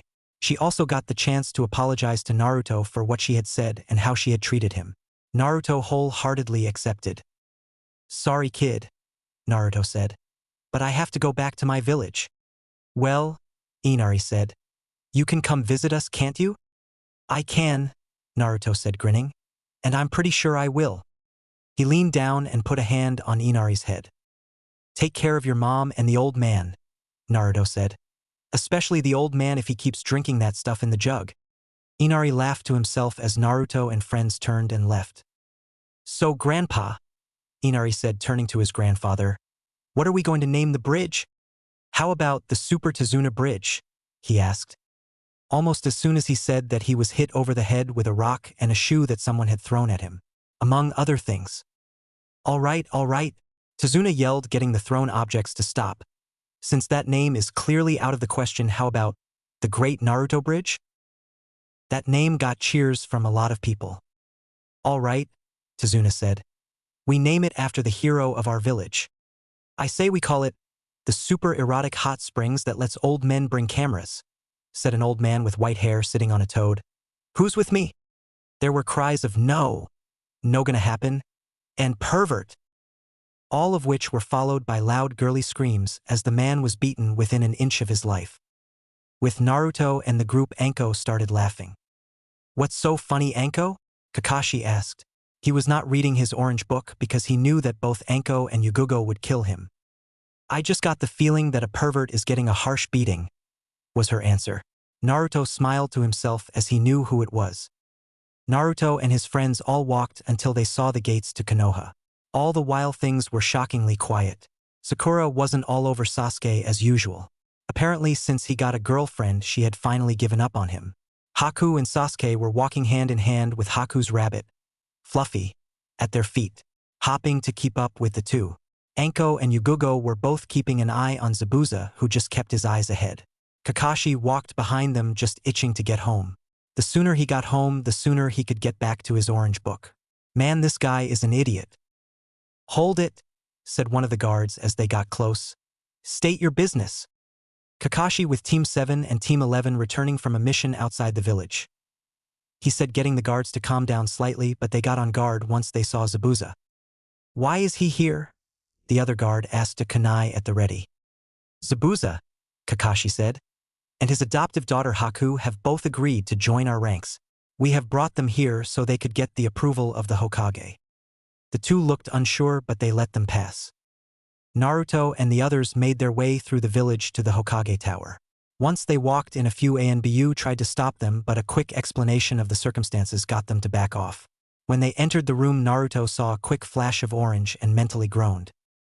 "Is every guy over 30 a pervert?" he mentally asked himself.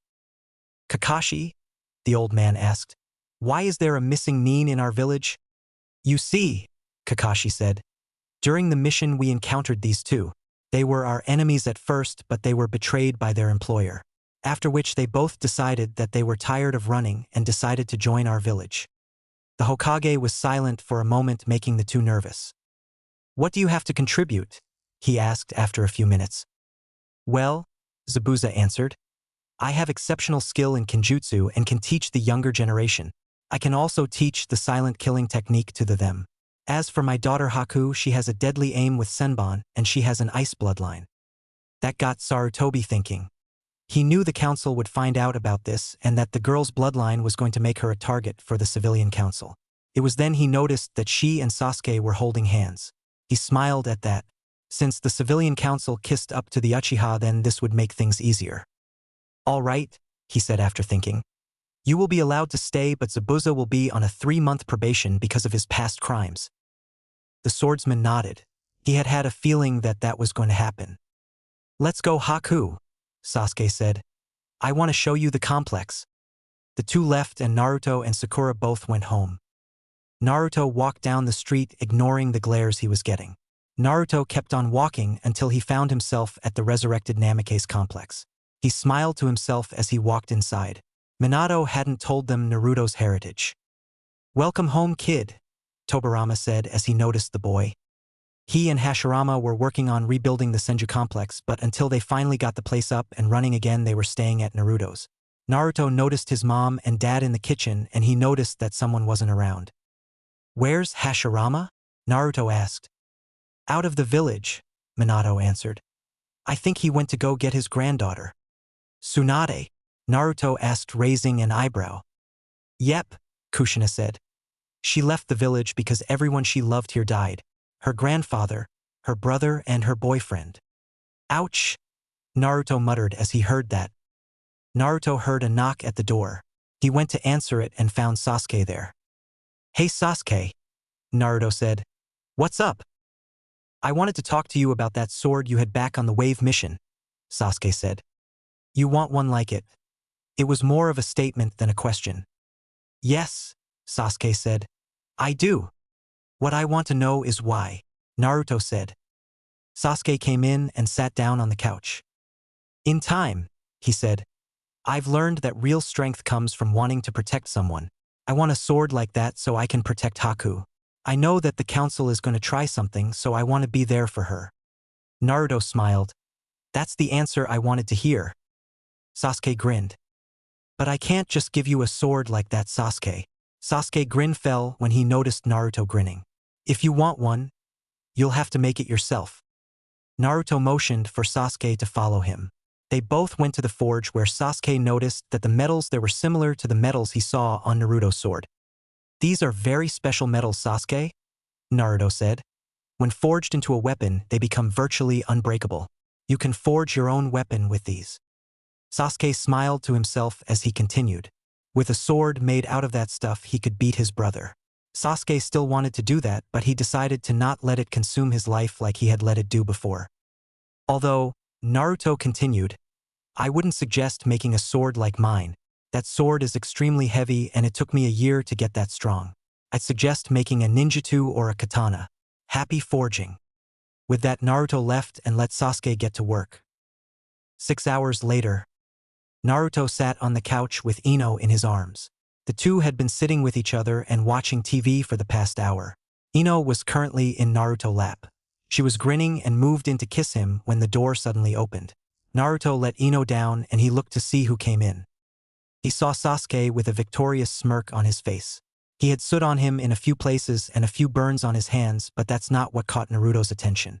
What got his attention was his sword.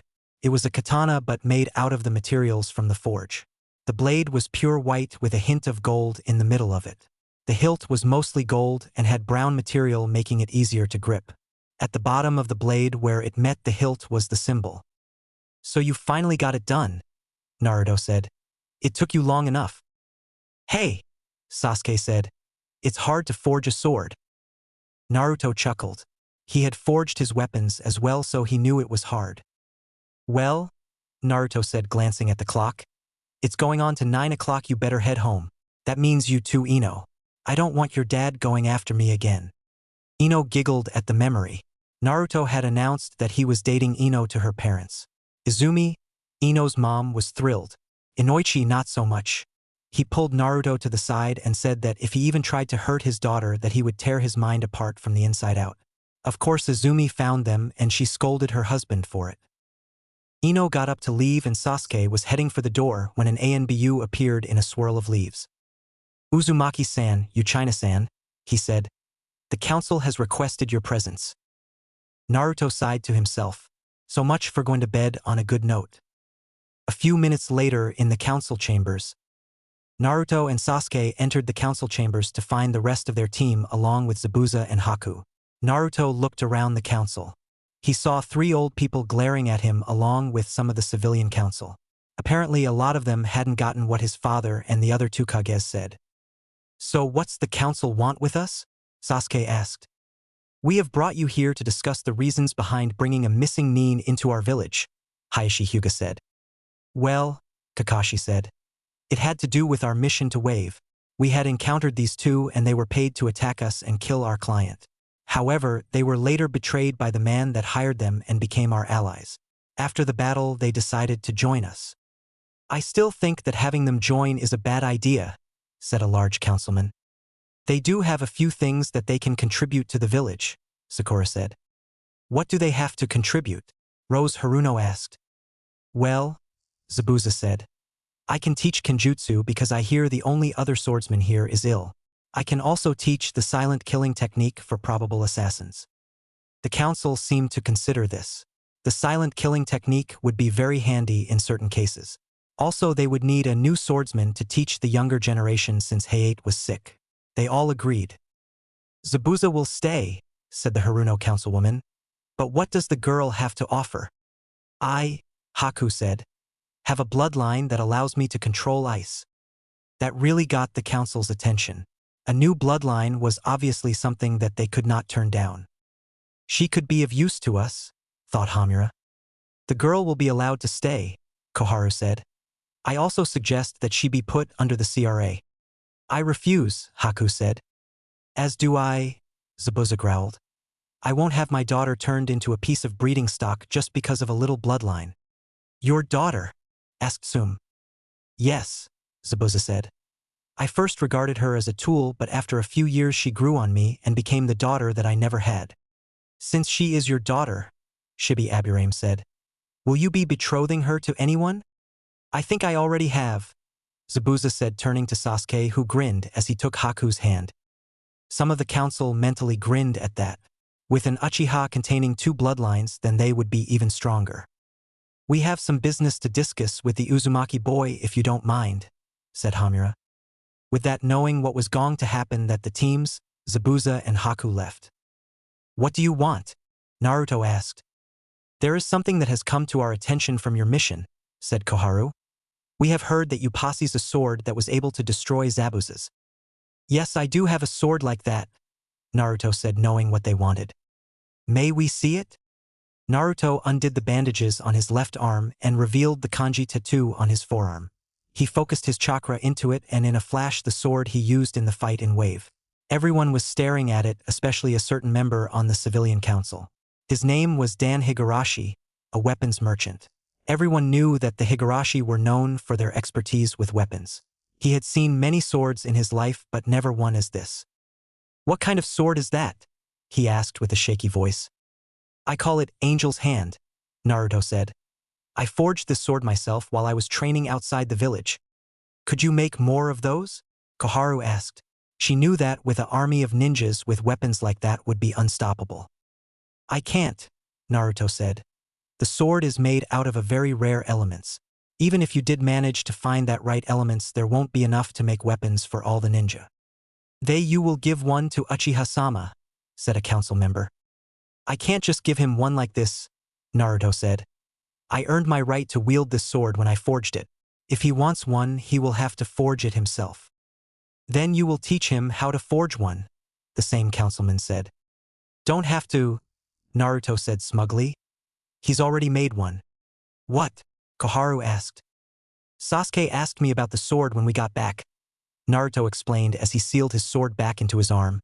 I told him what I told you. It took him a few hours, but he managed to finish one. So he already has a copy of your sword? Rose Haruno asked. It's not an exact copy. I told him that it took me a while to be strong enough to lift this. Since he didn't have the time to go through strength training, he made a katana. It's not as heavy, but it's just as strong. Is there anything else that I have to talk to you people about? No? Well, goodbye. Naruto turned around and left. Naruto walked down the road home. He was walking when he heard a scream.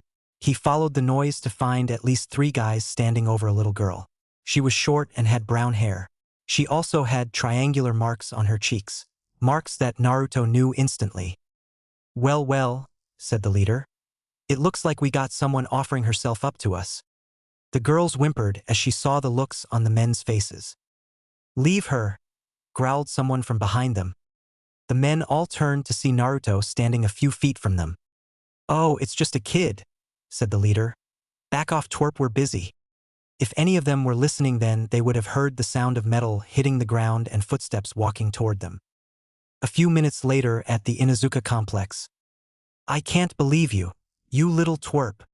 Kiba Inuzuka was currently on the run from his Aunt Anya, an exact twin of his mother Tsum. Come on, auntie, she'll be fine. Kiba tried to reason with his aunt, but it was no use. Fine, she repeated. How is it going to be fine, you little dash? She was interrupted when there was a knock at the door. I got it, Hannah said, going to the door. Yes? Could be heard then. Oh my gosh. Mom, Aunt Anya, I need you 2 here now. The 2 women and Kiba ran to the room before that line even reached their ears. What they saw shocked them. In the room was Naruto Uzumaki with his trench coat wrapped around a little girl. SIA. Anya cried as she saw her daughter. Mommy. The 2 ran and embraced each other. Tsum noticed a bruise on Sia's cheek and looked at Naruto. Don't ask, Naruto said. The people who were going to do something are in a world of hurt right now. Tsum grinned at that. Naruto turned and left for home. For a good night's sleep, he was going to need it. Naruto was filled with a bit of excitement. He had just found out about the Chunin exams being held in the village. When Anko and Yugugo told him, he was ecstatic. Flashback. Naruto, Anko said as their team meeting began. Me and Yugugo have decided to let you participate in the Chunin exams this year. Really? Naruto asked, smiling. Yes, Yugugo said. It will start in a few weeks, so be ready. Naruto nodded and he left his sisters. He was still smiling as he left. End flashback. Naruto was walking when he noticed something really weird. A rock was following him. A completely square rock with 2 eye holes. Your stealth still stinks, kid. Naruto said suddenly. Then there was a huge burst of smoke. Asterisk cough.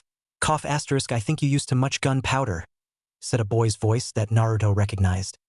You said you wanted it big sniff, went another boy's voice. Yeah, said a third voice. This one belonged to a girl. The smoke revealed 3 small children. One was short and had spiky brown hair with a yellow shirt and a scarf around his neck. The second had a pair of glasses and apparently sinus problems. The third was the only girl with brown hair done up in pigtails. I'm Konohamaru, the first said. The future Hokage. I'm Udon, the second said. And I like math. I'm Moegi, the final one said. The hottest girl in the 3rd grade. And we are, they all said together, the Konohamaru Corp. Naruto shook his head. He remembered Konohamaru from when he graduated the academy. Weird explaining thing that's not a flashback. How Naruto met Konohamaru. Naruto had gone to see the Hokage because he had felt something off about Mizuki and that he should tighten security around the Forbidden Scroll. While he was there, Konohamaru attacked his grandfather, the Hokage. He tripped and blamed Naruto for it. Naruto wasn't in the mood when the kid started yelling at him, so Naruto just picked him up by the shirt and told him to shut his mouth. At that moment, a man in black with sunglasses, Ebisu, came in and said that it was the Hokage's grandson Naruto was messing with. Naruto just bopped him on the head. After that, the kid wouldn't leave him alone. He begged Naruto to train him, so he did. He managed to teach the kid some tree walking until he got the kid to stop. The kid then told him that he was training so he could get a shortcut to being Hokage. Naruto told him that he should grow up and that there are no shortcuts to being Hokage. At that moment, Ebisu came and Naruto left. He said that he expected great things out of the kid and that he shouldn't be filling his head with that shortcut crud. If he had known, he would have seen that he had changed Ebisu's view on him. And now back to the current show. So what are you doing here? Naruto asked the kids. We were hoping that you would play ninja with us, Moegi said. Naruto was about to answer when he heard someone call his name. He turned around to see Ino running towards him. She hugged him tight as Naruto hugged her back. Hey boss, is this your girlfriend? Konohamaru asked. Yes, Naruto said, putting an arm around Ino's waist. She is. Nice choice, Udon said, eyeing Ino. Naruto glared at the boy, making him back off. So boss, Konohamaru said, trying to get Naruto from hurting his friend. You gonna play or not? The answer was Naruto suddenly jumping at them. The kids all laughed and ran. They all pretty much kept goofing around for a while until Konohamaru suddenly turned a corner and ran smack dab into someone. Said person was wearing mostly black with a hat that was pointed up to look like cat ears. He had purple war paint on his face. He had a ninja headband on his forehead and what looked like a mummy on his back. With him was a blonde. She was slender, wearing an outfit with black sandals and her headband around her neck. She also had her hair tied up in 4 ponytails and had a large battle fan. You little brat, the man growled, picking Konohamaru up by the shirt. I'll teach you a thing or two. Kankuro, the girl said. Knock it off, it's just a kid. Quiet, Temari, the now identified Kankuro said. This kid's going to learn some manners. Kankuro drew back his fist and was about to unleash a punch when a sudden flare of killing intent froze him like a statue. He looked to see Naruto, who didn't look the least bit happy with him. I suggest you put the boy down, Naruto growled. Or else. Or else what? Kankuro laughed. The next thing Kankuro knew, Naruto was in front of him, gripping the arm that he was using to pick up that little kid in a vice grip that threatened to break it. Kankuro gritted his teeth in pain and let Konohamaru down. He backed up and reached for the pack on his back. The headbands they both had the Suna symbol on it. Naruto guessed that they were here for the Chunin exams. You can't use that here, Temari said. What if Gaara finds out? Don't worry, he won't, Kankuro said as he started to pull the package off his back when, Kankuro, what are you doing? Everyone turned to the voice to see a redhead in a tree with a large gourd on his back. Naruto noticed that he had the word kanji for love above his right eye. Kankuro, he said. What did I tell you? But this guy dash. Shut up, or I'll kill you. Kankuro gulped at the killing intent that was leaking off of the reed head. Let's go, the redhead growled. Baki-sensei is waiting. Hold it, Naruto said. What's your name? Me? The blonde said, pointing to herself. Sorry, but I'm with another blonde, Naruto said. I meant the guy with the scar on his face. My name is Sabaku no Gara, he said. You know my brother Kankuro and my sister Temari. Who are you? Naruto Uzumaki, Naruto answered. I look forward to fighting you in the exams, Gara said as he disappeared in a swirl of sand. Thanks for helping me, boss, Konohamaru said as he walked up to him. No problem, Naruto said, grinning. He looked to where the Suna ninja had walked. This could be very interesting, Naruto thought as he ran after the Konohamaru Corps. A few weeks later, Naruto was walking alone to the tower that the Chunin exams were being held. He was walking down the hall when he saw a group of people in front of the door. He noticed something weird, so he focused some chakra into his eyes. He saw through the disguise and smirked. This was a test to weed out weak genin. He figured he'd leave this alone. The less competition, the better. Naruto noticed Sasuke was there, his new sword on his back, about to approach them. In an instant, Naruto was next to him. Don't, he whispered. It's a test to weed out the weaker genin. Believe me in this, the less competition, the better. Sasuke gave a less than perceptible nod and he and his team walked out of the way. While they did, 3 people noticed them. One was wearing pink and had her hair tied in 2 buns. The second was tall and had long black hair and pale eyes. The third had on a green jumpsuit with orange legwarmers, a bowl-cut hairstyle, wide eyes and bushy eyebrows. Where are they going? The bushy-browed one asked. Let's follow them and find out, the one with buns said. They 3 followed them and to their surprise ended up on the 3rd floor, which shocked them because the genjutsu from earlier made them think they were on the 3rd floor. As the 3 walked in, they found a whole lot of other teams from different villages. Hey Naruto, said boy, turned around to be tackled and kissed by Ino.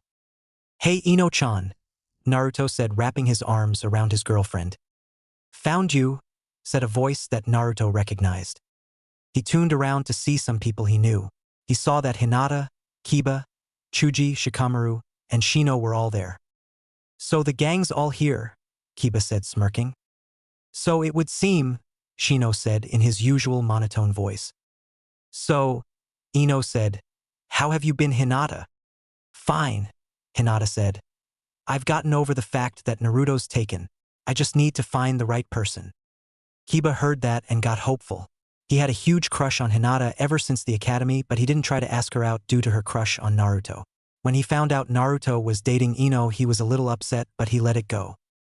I'd be quiet if I were you, said a new voice. You don't want to attract too much attention around here.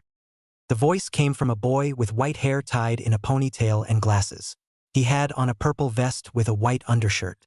He had the Konoha headband wrapped around his forehead. Who are you? Sasuke asked, raising his eyebrow. Kabuto, he said. And you really have to consider being quiet. Why's that? Kiba asked.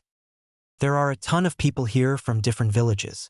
The more attention you get, the more likely you're going to get hurt. Naruto examined this possible opponent. He could sense strength and he felt that this guy was stronger than he seemed.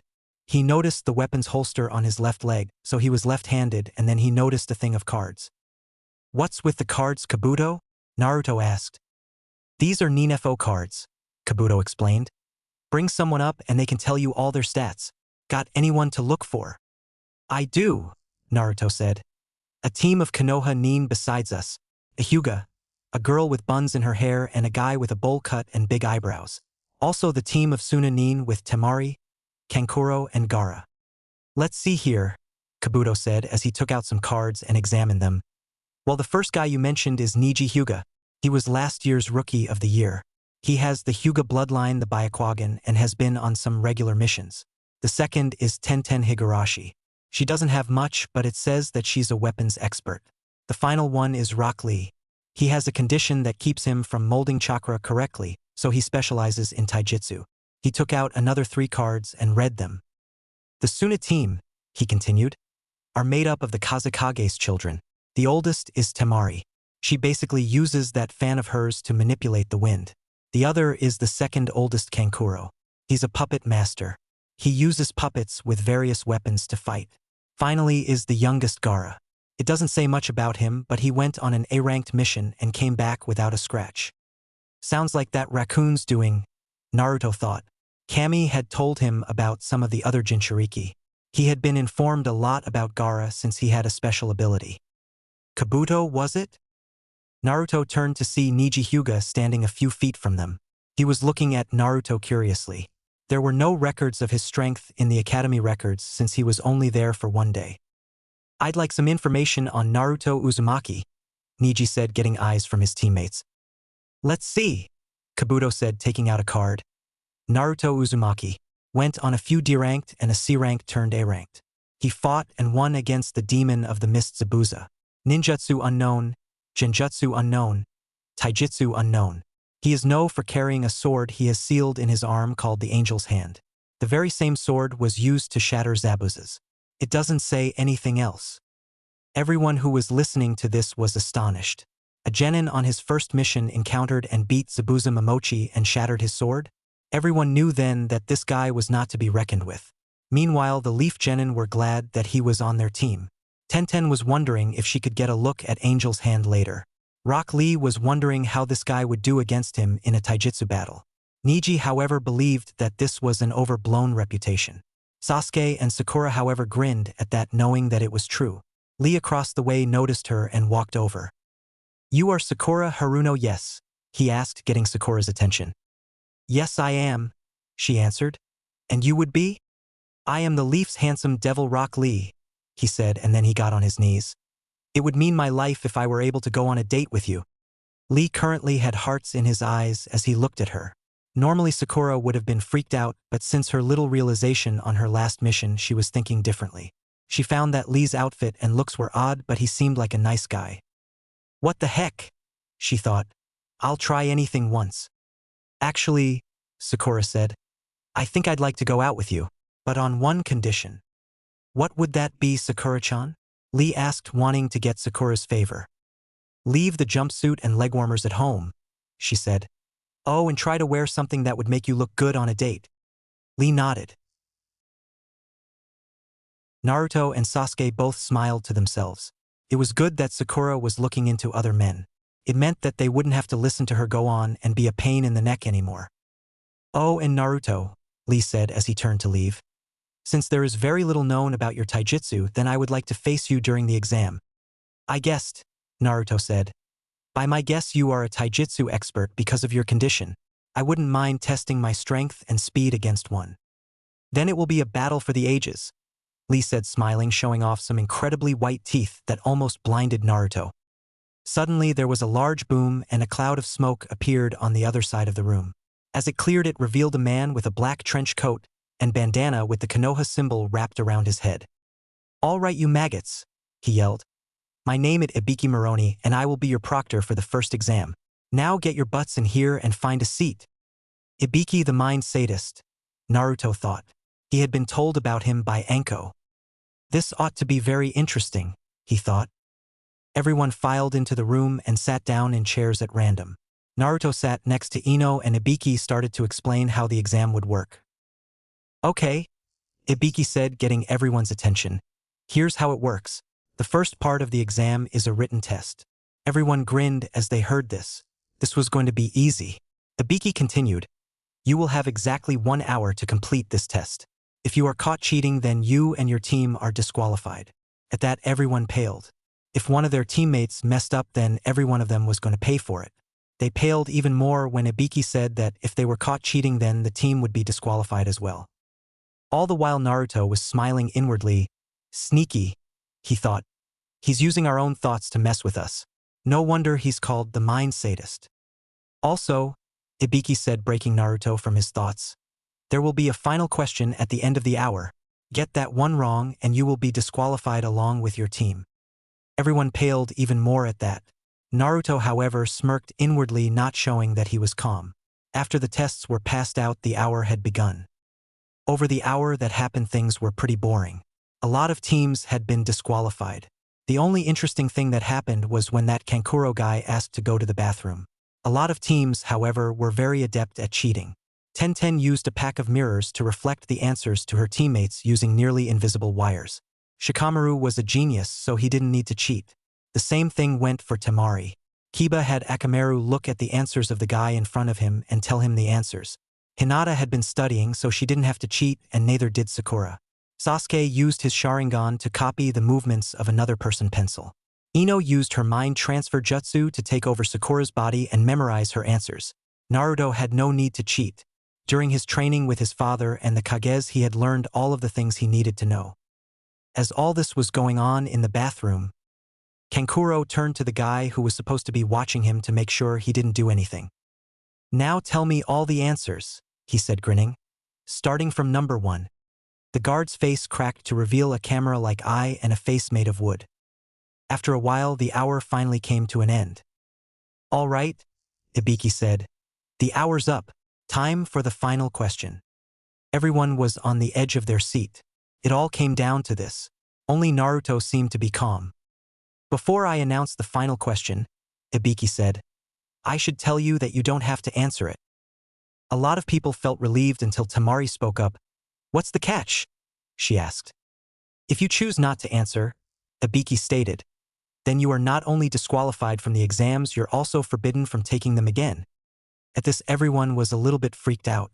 If they didn't answer, then they couldn't continue the exam or do it ever again. It was maddening. "Who in here wants to back out?" Ibiki asked. It was then that Naruto raised his hand. His friends were wondering what he was up to. "You want to back out?" Ibiki asked. "Yeah," Naruto said. "If I can't answer this, then I'm going down on my own. I'm not going to drag my friends down with me." With that sentence, a lot of people smiled. This kid had a lot of guts. "Well then," Ibiki said, getting up. "For those of you still here, you pass." Silence. Shocked looks littered the entire populace of the people there. "What?" Tamari asked. "What about the final question?" "There was no final question," Ibiki explained. "The true test was to see how well you could gain information, or in other words, cheat without getting caught. Since you have proved that you can do that, you pass to the second part." Almost as soon as Ibiki finished that sentence, a black object shot through the window. As soon as it came out, the sides shout out to form a banner that said, "Congratulations! Welcome to the second exam." In front of the banner stood Anko Mitarashi and Zabuza, who now had a leaf headband. He also had something else, a large gold and white zanbato. Since Naruto destroyed the old one, Zabuza used the metals in the forge to create a new one. "I told you we would be too early," Zabuza said. "Yeah," Anko said, "but I like to annoy Ibiki." Everyone stared at the two. A lot of guys were staring at Anko because of her choice in outfit. The girls were looking at her with looks of disgust and jealousy because they didn't have the guts to dress so outspoken. "Anyway," Anko said, getting everyone's attention, "follow us for the second part of the exam." Everyone got up and followed the two jounin to what looked like a large forest. It was surrounded by a gate that had a sign that said, "Do not enter." A lot of people were a little wary of the place. That turned to fear when they saw a massive millipede make its way around a tree. By massive, I mean it was the size of a car. "This," Anko said, "is the Forest of Death. Here is where you'll be taking the second part of the exam." "Looks like fun," Naruto said with his arms crossed. A lot of people looked at him like he was crazy. "The test," Zabuza said, "will consist of the teams taking a scroll.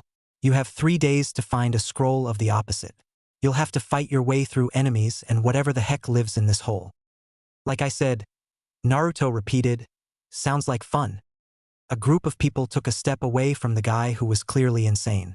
The reason Naruto wasn't scared was because he had faced things that made this place look like a children's playground. His first kill was a demon, for Pete's sake. This was going to be a picnic. Anko smiled and vanished. A moment later, a cut appeared on Naruto's cheek and Anko was behind him with a kunai at hand. "Boys like you are usually the first to go," she said as she licked a bit of blood of Naruto's cheek. "Tasty. The best I've tasted in a long time." She knew that Naruto wouldn't be scared so easily. After what he had been through, he wasn't about to break down and cry. Naruto smirked and vanished in a puff of smoke. In his place was a log in his place. She felt cold metal pressing against the back of her neck. She turned to see Naruto with Angel's hand drawn and at her neck. "I don't die easy," Naruto said. "But I guessed you would have known that, big sis." Everyone was shocked to hear that this guy was related to the proctor. All but one girl who was busy staring at the sword Naruto was holding. Then there was a flash of killing intent and both turned to see a grass ninja with a really long tongue. "You shouldn't sneak up on people you know," Naruto said to the grass ninja. "Sorry," she said, "but I just wanted to return the proctor's kunai." "Thanks," Anko said, "but don't use so much killing intent, you're going to give the wrong idea." She took her kunai back and left. Naruto, however, had a bad feeling about this girl. She had a powerful dark aura about her, and it didn't sit right with him, not at all.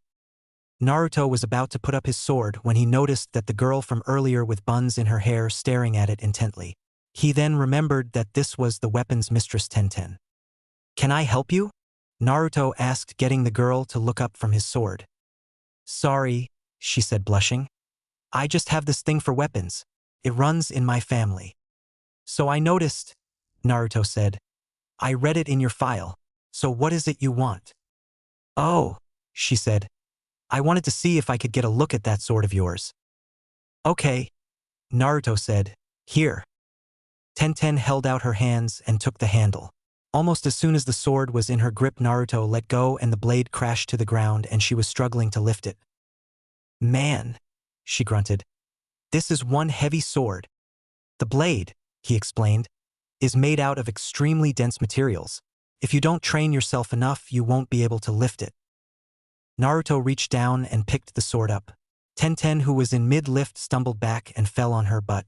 Naruto, before she could say anything, turned and went to get his scroll for the exam. Naruto went behind a curtain at a booth to get it. He wound up getting a heaven scroll. So we won't know what kind of scroll the other teams will have, Naruto thought as he mused over this. Man, they must be trying hard to get a lot of people to fail. After Naruto got the scroll, he went to wait at the gate he was assigned. He waited for about 20 minutes before Anko's voice sounded. "All right, you maggots," she yelled. "The second exam has officially begun." At that moment, all the ninja rushed in. Naruto walked in for a few minutes until he found a spot to rest. Naruto knew he had to get something settled first. He currently had 2 summoning contracts and he had to get the bosses of both before he would be able to summon them. He sighed to himself. He really wished that he hadn't put this off for so long. He rolled up his left sleeve to reveal his muscled arm. "Kai!"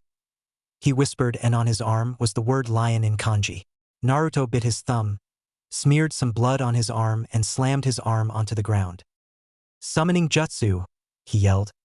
As he slammed his arm onto the ground, a cloud of smoke rose up and revealed a black lion with a golden mane.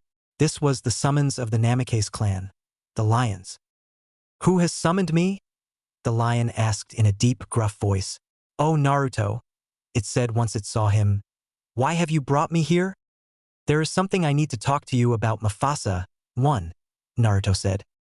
Naruto performed another summon, only this time a large silver wolf with golden eyes appeared. "What's going on?" the wolf asked. It noticed the lion and Naruto. "So you have the lion summoning contract," it said, its voice also deep, not as gruff as Mufasa's. "Do you wish to seek our permission to use both?" "Yes," Naruto said. "My father told me that one can use more than one summon if the bosses of the summons agree to work with on another. Since I am heir to the Namikaze and Uzumaki clans, I was wondering if I could summon the animals of both." His father had told him about this years ago. Naruto just kept forgetting about getting the 2 clans to agree to both be his summons. The 2 great beasts looked at each other and then nodded. Naruto, Lunar, the wolf boss mentioned earlier, said, "We have known about you being of both of the clans that summon us. We have decided to work together with you. The lion and wolf clans are now your allies." With that said, the 2 beasts vanished in puffs of smoke. Naruto smiled. Now all he had to do was get to work on his parents' techniques and he would be set. Naruto then sensed something. He focused chakra into his ears and heard the sounds of footfalls. Suddenly 3 rain ninja all jumped out of the shadows. All 3 of them had on yellow jumpsuits. The one thing that made them stick out were their faces. All 3 had breathing devices on them. They had bandages covering their eyes, only one had both eyes showing. One had one eye showing and the third didn't have any. "Hand over your scroll and you won't be hurt," the obvious leader of the 3 said. "Actually," Naruto said with a smirk, "I would be more worried about you getting hurt."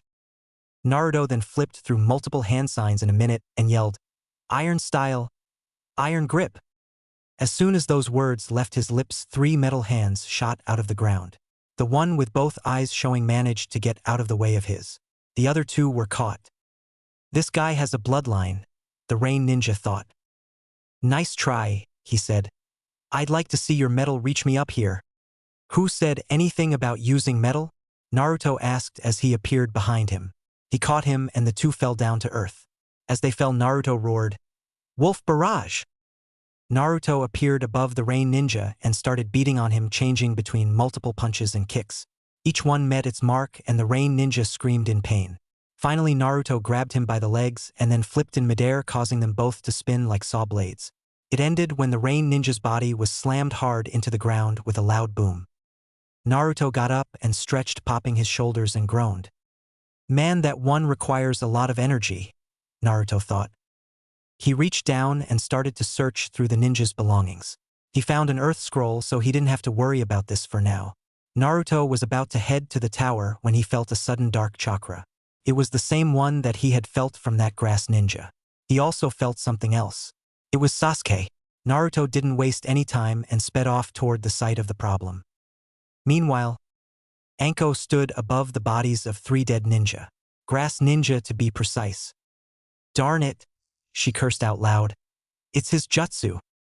She gasped when she realized Naruto was in the forest at the time. She sped off to go save her little brother. Kid, she said to herself, don't you dare do anything stupid.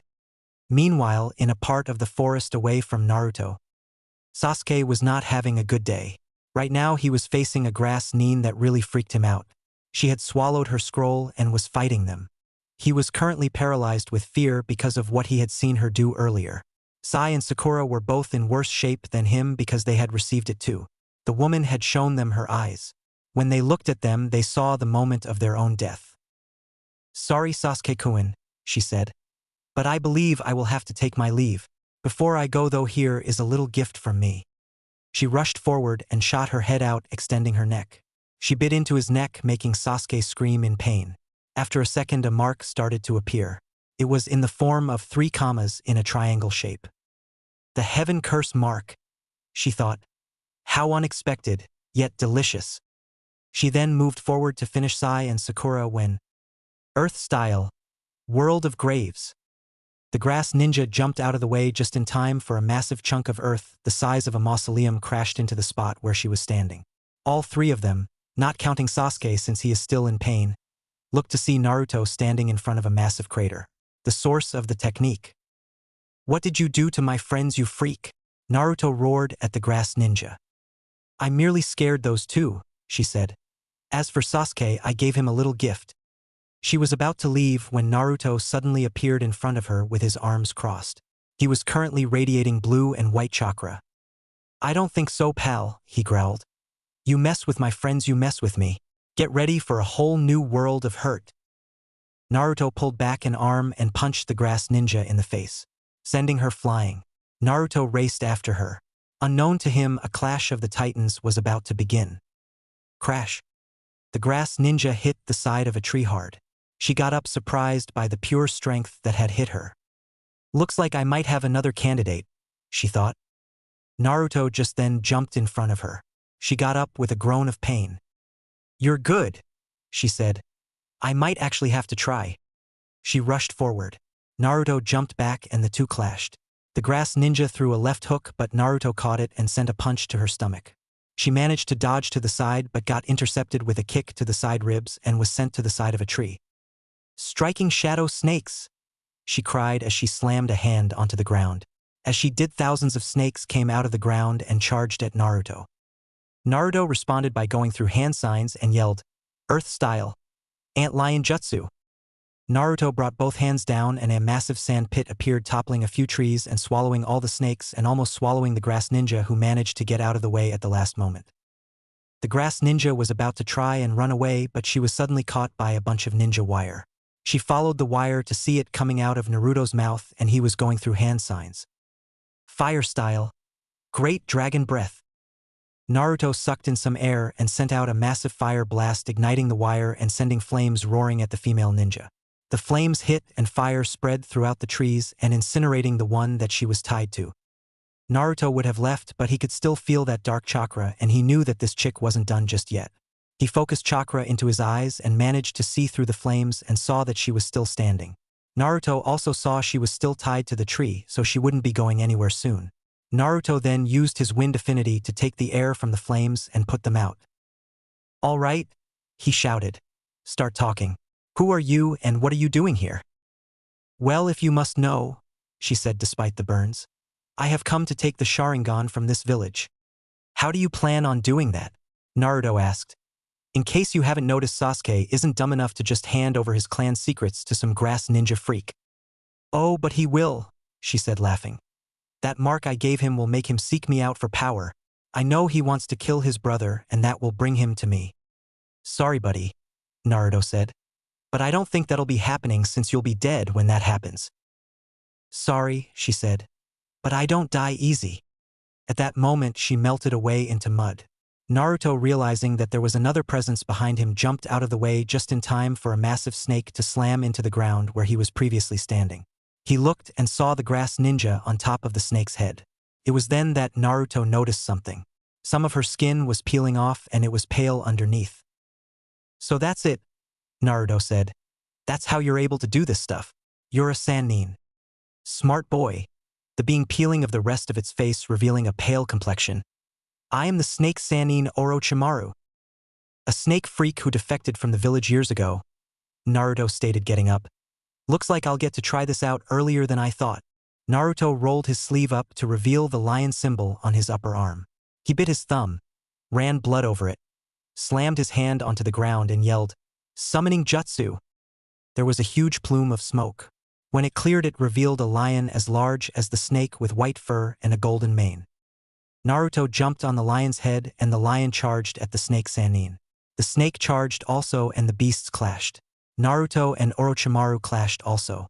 The two engaged in another fist fight and Naruto was getting in a few hits, but so was his opponent. Naruto eventually managed to get a knee to the sage's stomach, but the sage also got a fist to Naruto's face. Naruto was sent back and he was starting to get very annoyed. "That's it," he growled. He put his hands together, intertwining his fingers, and yelled, "Chakra seal release 1." As he said this, there was a sudden burst of chakra. When Orochimaru looked, he saw a small amount of chakra flowing out of Naruto's body. "What is this power?" he thought. "You like it?" Naruto asked. "You think with the Kyuubi I'd have less chakra? I have its power sealed away. 9 seals for 9 tails. Now let's see what you really got." Boil style. Scalding tsunami. Naruto focused his hands together and sent out a wave of water at the snake Sannin. The snake managed to dodge, but he was hit with some of the water and found that it was scalding hot. While he was preoccupied with his pain, Naruto took advantage and rushed forward with a wild haymaker that sent the snake flying upward. Orochimaru caught himself and opened his mouth. Out slid a long sword called Kusangi or grass cutter. Naruto saw this and unsealed Angel's hand. At the same time, a lot of people were sensing the battle. Gaara was wondering who it was that had this power, as did his sibling. The others, however, could only shiver at the thought of an enemy ninja having such strength. The only one who recognized it was Sakura, since she had fled this before when Naruto killed Gato. Back at the fight, the snake and lion were at each other's throats, literally. The snake was wrapped around the lion's belly and was trying to squeeze the life out of him. Unfortunately for the snake, the lion got a good grip with its teeth and flung it off. While the snake was down, the lion pressed its front paw on the snake's back and put its head in its teeth. Then it pulled hard until there was a loud crack. The lion let go and the snake fell lifelessly to the floor. The lion roared in victory and vanished a plume of smoke. Back with the two ninja. Naruto and Orochimaru were clashing steel and Orochimaru was starting to tire. Naruto, thanks to his mother, had a large amount of stamina, so he didn't tire easy. Orochimaru wouldn't be tired either, but Naruto had gotten it a lot of hits and the snake Sannin was starting to feel the problems. The two rushed each other and were at a standoff. "I have to ask," Naruto said. "Why do you want the Sharingan?" "If I have it," the snake explained, "then I can copy any jutsu that I want and I will be that much closer to my goal." "You want to learn all the world's jutsu?" Naruto said. "I really doubt that it was worth killing people. There's so much blood on your hands that a sense dead monkey could smell the blood."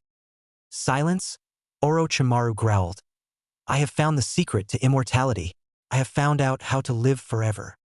"But has it been worth the lives of hundreds of people?" Naruto asked as he swung his sword, sending Kusanagi away from Orochimaru.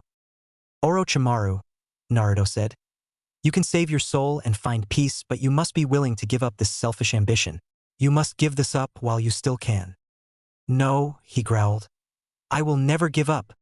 Orochimaru charged at Naruto, only for a large amount of white chakra to cover Naruto's arm, and with a strong punch sent a snake Sannin flying through the trees. Maybe, Naruto thought, there is a chance that he will see the error of his ways. I pray that he does. His potential is wasted on such foolish ideals. Naruto hung his head and left the battlefield. He was about to go find a place to sleep when he remembered. That snake guy had bitten Sasuke. He remembered that he said that the mark would make his seek out the Sannin for power. He focused for a little bit and found Saki's chakra. He also sensed Sakura near him. He got up and rushed off towards the source. After about an hour of searching, Naruto finally found them. Sai and Sakura were both watching Sasuke, who was passed out in a hollow tree. What happened? Naruto asked as he made his appearance. The two were shocked, but they got over it since Naruto was known for doing some amazing things. That snake freak managed to sink her teeth into Sasuke, and no, he's unconscious, Sakura explained. He's been like this for a day. Sakura didn't use the Kuin suffix anymore since she was finally over him. However, that didn't mean that she wasn't worried about her teammate. I think I might know what's going on, Naruto said. Sakura and Sai listened intently. First off, Naruto started. That grass ninja was Orochimaru in disguise. They both gasped but didn't talk since Naruto continued. He put this curse mark on Sasuke so he would seek him out for power, but I think I might be able to counter it. Naruto walked up to Sasuke, placed a hand on his head and said, Angel style, Mind Walker. In a sudden flash, Naruto was gone and Sakura and Sai looked at each other with shock clear on their faces. At that moment, three figures showed up. One was covered almost completely in bandages and had long purple sleeves that ran down his entire arm, hiding it. The second one had spiky hair and a yellow shirt. The third, who was a girl, had long black hair and camouflage pants. That him? The girl asked. Yep, the spiky-haired one answered. Then let's go, the bandaged-on said. Meanwhile, in Sasuke's mind, Naruto was walking through what looked like the Uchiha mansion. Naruto figured that it would be like this since Sasuke was upset about the murder of his clan all those years ago. The compound looked dark and dismal. It would have been nighttime in here, except Naruto could see a lot of storm clouds, making it seem dark and gloomy. Naruto searched around the grounds until he found Sasuke talking to the snake Sannin. Join me, Orochimaru said. This is the only way that you will be able to avenge your clan. Sasuke, don't listen to him, Naruto yelled. He just wants to give you power, so that he'll take your body to make himself stronger.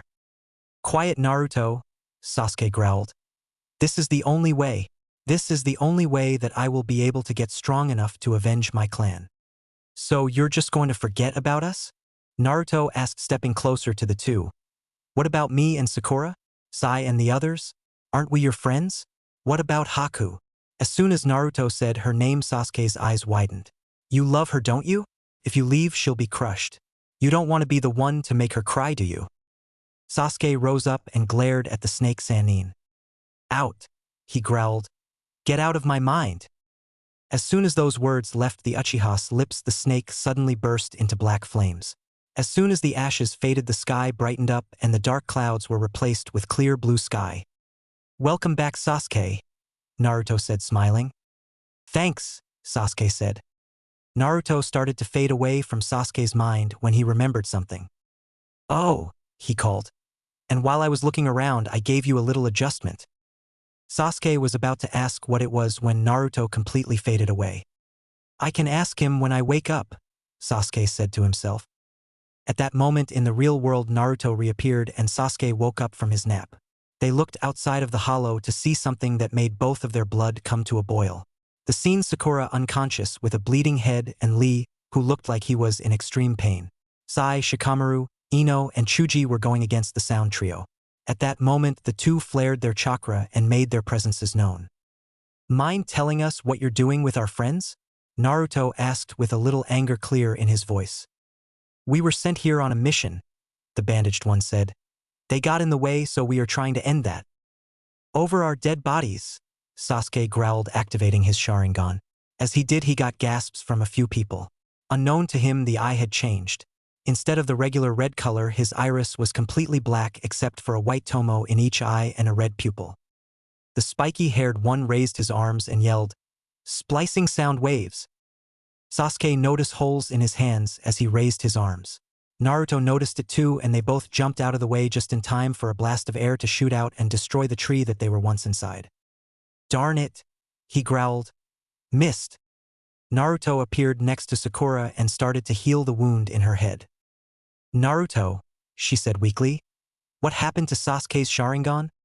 "I made an adjustment," Naruto said. "I call it the Onyx Sharingan.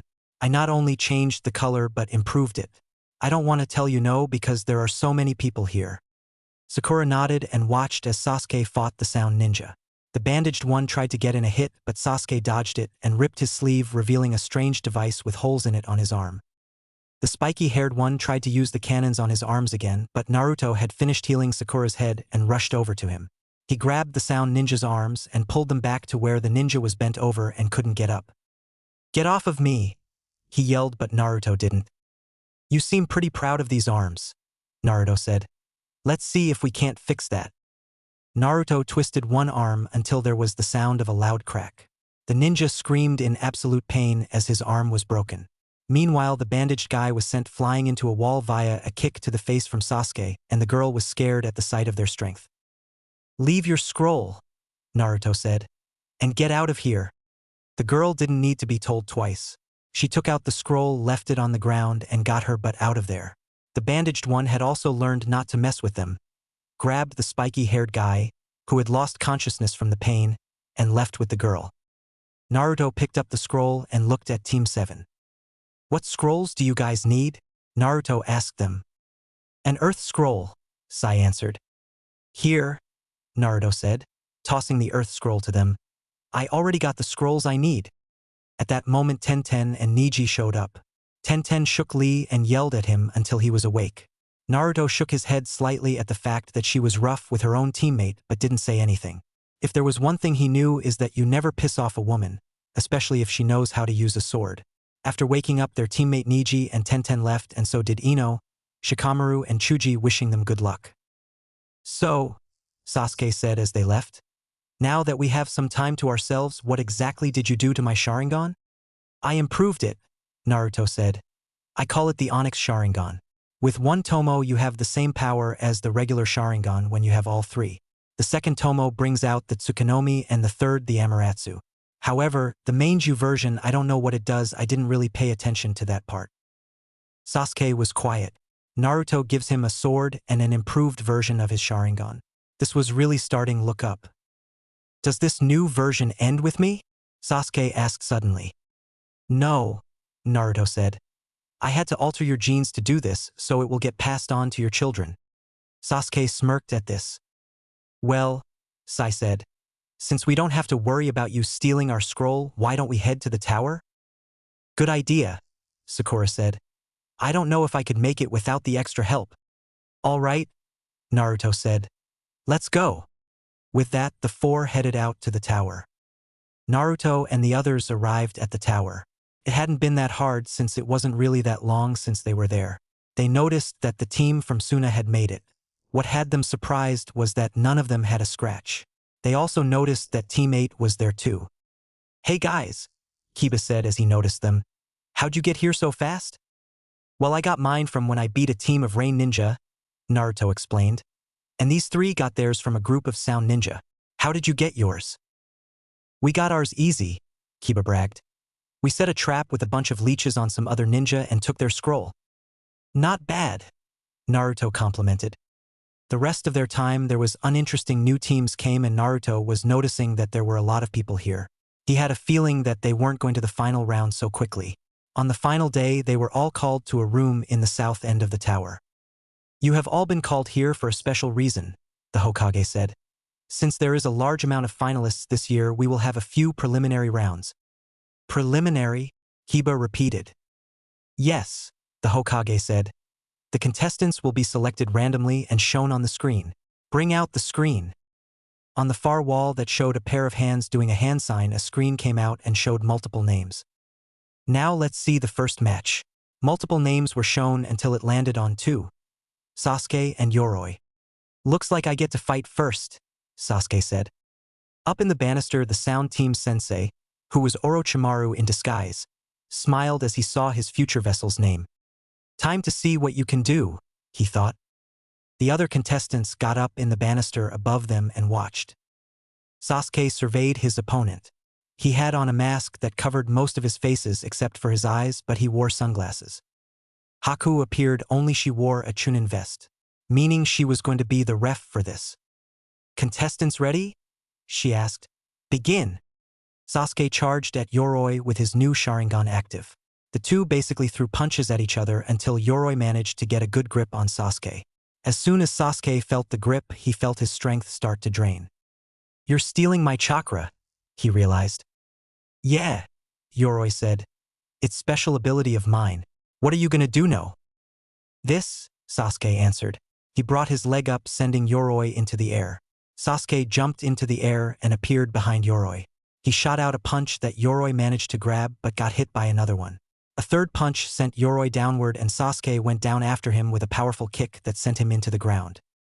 Lion's Barrage, Sasuke said as he delivered the kick.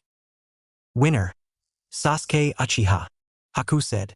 She sent a slight wink at her boyfriend. Sasuke grinned as he returned to his spot in the banister. The computer ran through names again until it stopped. Naruto Uzumaki versus Rock Lee. YOSH, Lee cried. I get a chance to face this mysterious opponent. Looks like I get to face Lee's challenge sooner than I thought, Naruto said out loud. Naruto, Sakura said. Don't underestimate Lee. He's really strong. I wouldn't expect any less from the guy who challenged me, Naruto said. The two made it down to the arena and stared at each other. So Lee, Naruto said. Since you challenged me, I guess I'll only use my taijutsu. Yes, Lee said. I wish to see your taijutsu since it was unmentioned in your profile. Ready? Haku asked. Begin. Lee rushed forward and jumped in the air with a spinning kick. Leaf Hurricane, he yelled. Naruto jumped out of the way, moving at a speed that matched Lee's. Naruto rushed at him using a few punches and kicks trying to get beat on Lee. Lee managed to dodge them but ended up with a firm shot to the jaw, knocking him back a few feet. He's strong, Lee thought as he recovered from the punch. Lee rushed at Naruto again and the two clashed in a grappling contest. You're very strong, Naruto said. This is the first time someone's pushed me this far in a fist fight. Good, Lee said. That means I'm doing my job. They suddenly broke away and Naruto ran at him and threw a punch that formed cracks in the ground when Lee jumped out of the way. Naruto was still holding back since he didn't want to show his full power yet. Lee jumped back. This opponent was much more powerful than he thought he would be. Lee! Lee and Naruto looked up to see a man that looked exactly like Lee, only with bigger eyebrows and a Chunin vest. Take him off, he said with a grin. But Guy-sensei, Lee said.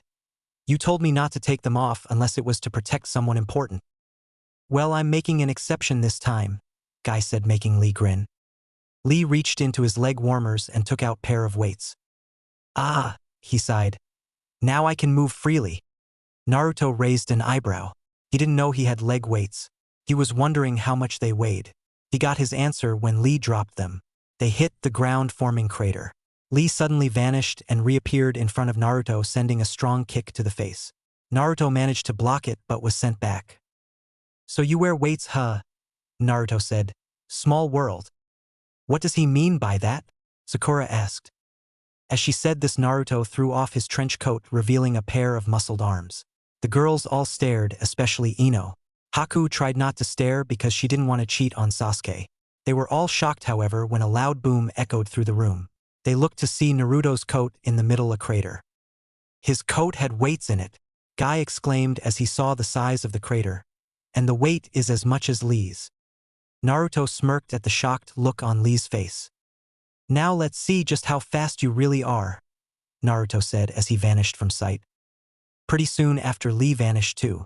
Suddenly there was the sound of crashed as the two combatants clashed again and again. After a few minutes of loud crashing, they eventually stopped. They both had a good amount of bruises on their arms and legs, most likely from all the times that they had punched and hit each other. Enough of this, Naruto said, getting a taijutsu stance. Final move, one of the stronger ones we have. Lee nodded and got into his fighting stance. Naruto chakra began to show and Lee started to undo the bandages on his arms. Naruto ran at Lee, but Lee was prepared with a kick to the chin and sent Naruto flying upwards. Lee jumped up after him and wrapped the bandages around Naruto's body, pinning his arms to his sides. Lee then turned them both upside down and began a downward freefall, yelling, "Primary Lotus!" The move collided with the ground and Lee stood up thinking he had won, when he saw that in Naruto's place there was a crushed log. "Unbelievable," Guy said with a shocked face. "No one has ever gotten out of the Primary Lotus before." The other senseis were all looking shocked themselves. How the heck did this kid learn how to do this? In the arena, Lee was looking around to find Naruto until he heard a voice in his ear. "My turn," it said. Just then Naruto appeared and sent Lee skyward with an uppercut. Naruto jumped up and appeared again in front of him. Naruto caught Lee by the front of his jumpsuit and gave him a nasty headbutt. Naruto followed this up with a strong kick to the stomach, sending Lee to the ground, forming a crater as he crashed. Naruto dove down with chakra encasing his fist and yelled, "Raging Lion!" The fist made contact and there was a huge boom as the ground cracked. Guy gasped. If that made contact, his student was dead. He jumped down from the banister and over to where Naruto was standing. "I thought you were youthful," Guy said. "But you proved me wrong by killing my student." "What are you talking about?" Naruto said with a raised eyebrow. Guy looked at Naruto confused until he looked down in the crater. Lee was currently unconscious and had a lot of bruises, but that's not what got Guy's attention. Right next to Lee's chest was a crater, the spot where Naruto hit. "I had a feeling Lee would be unconscious after that kick," Naruto explained, "and I'm not about to kill a potential sparring partner." With that said, Naruto left for the medics to take care of Lee. Meanwhile, Orochimaru was staring at Naruto as he left. He was currently in conflict. He did want the Uchiha bloodline, but Naruto's words in the forest kept coming back to his mind. Orochimaru could only watch as Naruto was walking back to the banister. On the banister, Lee's teammates were in shock. One of their strongest was just cut down by a person as strong as him. The Leaf teams were glad that Naruto was on their side and the others were nervous that he was. The Sand team, however, were a mix of feeling. Temari was interested. This guy just seemed to be full of surprises. Kankuro was scared. He wanted to beat that guy into the ground for what he did to him. Now he was starting to think that challenging this guy would be putting a foot in the grave. Finally, Gaara was smirking with a look that chilled his brother and sister. Gaara suddenly vanished in a swirl of sand and appeared near Naruto. "Uzumaki," he growled. "If the Uchiha can't prove my existence, then you will." Those words sent a chill down the sides of everyone who heard it. The very sound of the blood lust in the voice made everyone pale and look like they were going to faint. "I look forward to that," Naruto said, shocking people. "Just be sure not to lose your cool when I beat you." Gaara just let out a dark chuckle and went back to his siblings. The rest of the matches weren't that interesting. Ino fought Sakura and the two ended up knocking each other out. Apparently Sakura had learned about her affinity, which was Earth, and used a few Earth-style moves on Ino. Ino countered with some fire-style herself. In the end, they were both almost out of chakra, so they ended up knocking each other out with one punch. Naruto was smiling at how far Sakura had come. He was also proud of Ino for showing such strength. Kiba went against a grass ninja, lost. Fortunately, the grass ninja also lost consciousness at the same time due to blood loss from Kiba's Fang over Fang. Kankuro fought against a ninja similar to Yoroi, except he dislocated his joints to become incredibly flexible. He would have crushed Kankuro's neck, but the one he was holding was a puppet and the real one was in the pack on his back. Kankuro won after breaking the man's neck. Shino went against Zaku and won when he plugged the holes in his arms that sent out the sonic blasts. Temari went against Tenten and won by using her wind scythe jutsu to deflect her weapons, knock her in the air, and then drop her down on her iron fan. Gaara went against some other grass ninja who unfortunately got crushed by a sand coffin. The sight unnerved a lot of people. Naruto, however, looked at Gaara. He knew that he had to do something, but he had to wait until they fought. A match that got Naruto's attention was the match between Hinata and her cousin Neji. Neji had a grudge against the main house for the death of his father. Niji tried to kill her, but Hinata revealed that she had more skill by using a kaiten and the 64 palms technique. Unfortunately, she lost consciousness doing the techniques due to the fact that her chakra reserves weren't that high. The next match was between Kin, the female sound ninja, and Shikamaru. Kin tried to disorient him using senbon with bells with a sound that caused him to become disoriented. Fortunately, Shikamaru used his shadow possession jutsu to take control over her. He made her bend back and slam her head into the wall, knocking her out. The final match was between Dosu and Chuji. Chuji tried to crush Dosu with his human boulder technique, but Dosu dodged and, using his sound bracers, knocked Chuji out cold with a sonic attack. Of course, as soon as Chuji woke up, he wanted some barbecue. Now then, the Hokage said, the board will show the matches for the final round. The board went through multiple names at random until it landed on certain ones. Naruto Uzumaki versus Niji Hyuga. Shikamaru Nara versus Temari Sabaku. Shino Aburame versus Kankuro Sabaku. Sasuke Uchiha versus Gaara of the Desert. Niji and Naruto glanced at each other. Naruto smirked and Niji just turned his head away. Naruto shook his head. Now, the Hokage said, you have 1 month to prepare. 1 month? Kankuro asked. What's that about? The month, Sarutobi explained, is so that you can get some new tricks. It's no use if you use the same moves again now, is it? Everyone got the meaning of it. If they used the same moves like they did today, the person that they fight could easily counter their moves. It was a chance for them to come back with some new tricks. Everyone understand? Sarutobi asked, getting nods from everyone. Then dismissed. Everyone filed out, but he noticed the old man making hand gestures toward him. Kushina had taught Naruto sign language, so he knew what he was saying. Naruto, it said, your father and I will be revealing your heritage at the final rounds of the Chunin exams. Be ready because I just know someone is going to do something stupid when they find out. Naruto smirked. He couldn't wait until the village found out that the kid that they had tried to kill for a long time was the son of their savior. He also knew that the council was going to try and do something dumb as well, but he decided that that was bridge he would cross when he got there. Meanwhile, in another village, a blonde woman sat in front of a slot machine waiting for the wheels to stop spinning. Next to her was a short brunette holding a pig in her arms. Of course, with her luck, she knew that it wasn't going to go well. She was called the legendary sucker for a reason after all. Suddenly, the machine stopped and it landed on 3 sevens. Well, said a voice over the intercom, it looks like the lucky lady on slot number 7 has won our jackpot. The woman was completely shocked, as was her assistant. She didn't win at gambling. Something wasn't right here. Looks like your luck is finally starting to change, said a voice that sounded very familiar to the blonde. She turned around the face of someone that she never thought she would ever see again. Gigi Grandpa? She asked with a shaky voice. Hashirama smiled at her. Hello, he said. My darling granddaughter. The blonde's eyes started to tear up and then she rushed forward and hugged the man. Tsunade, he said. It's so good to see you again. It had been an hour since Tsunade was reunited with her grandfather. Right now they were in her hotel room getting caught up. So how are you still alive? Tsunade asked her grandfather.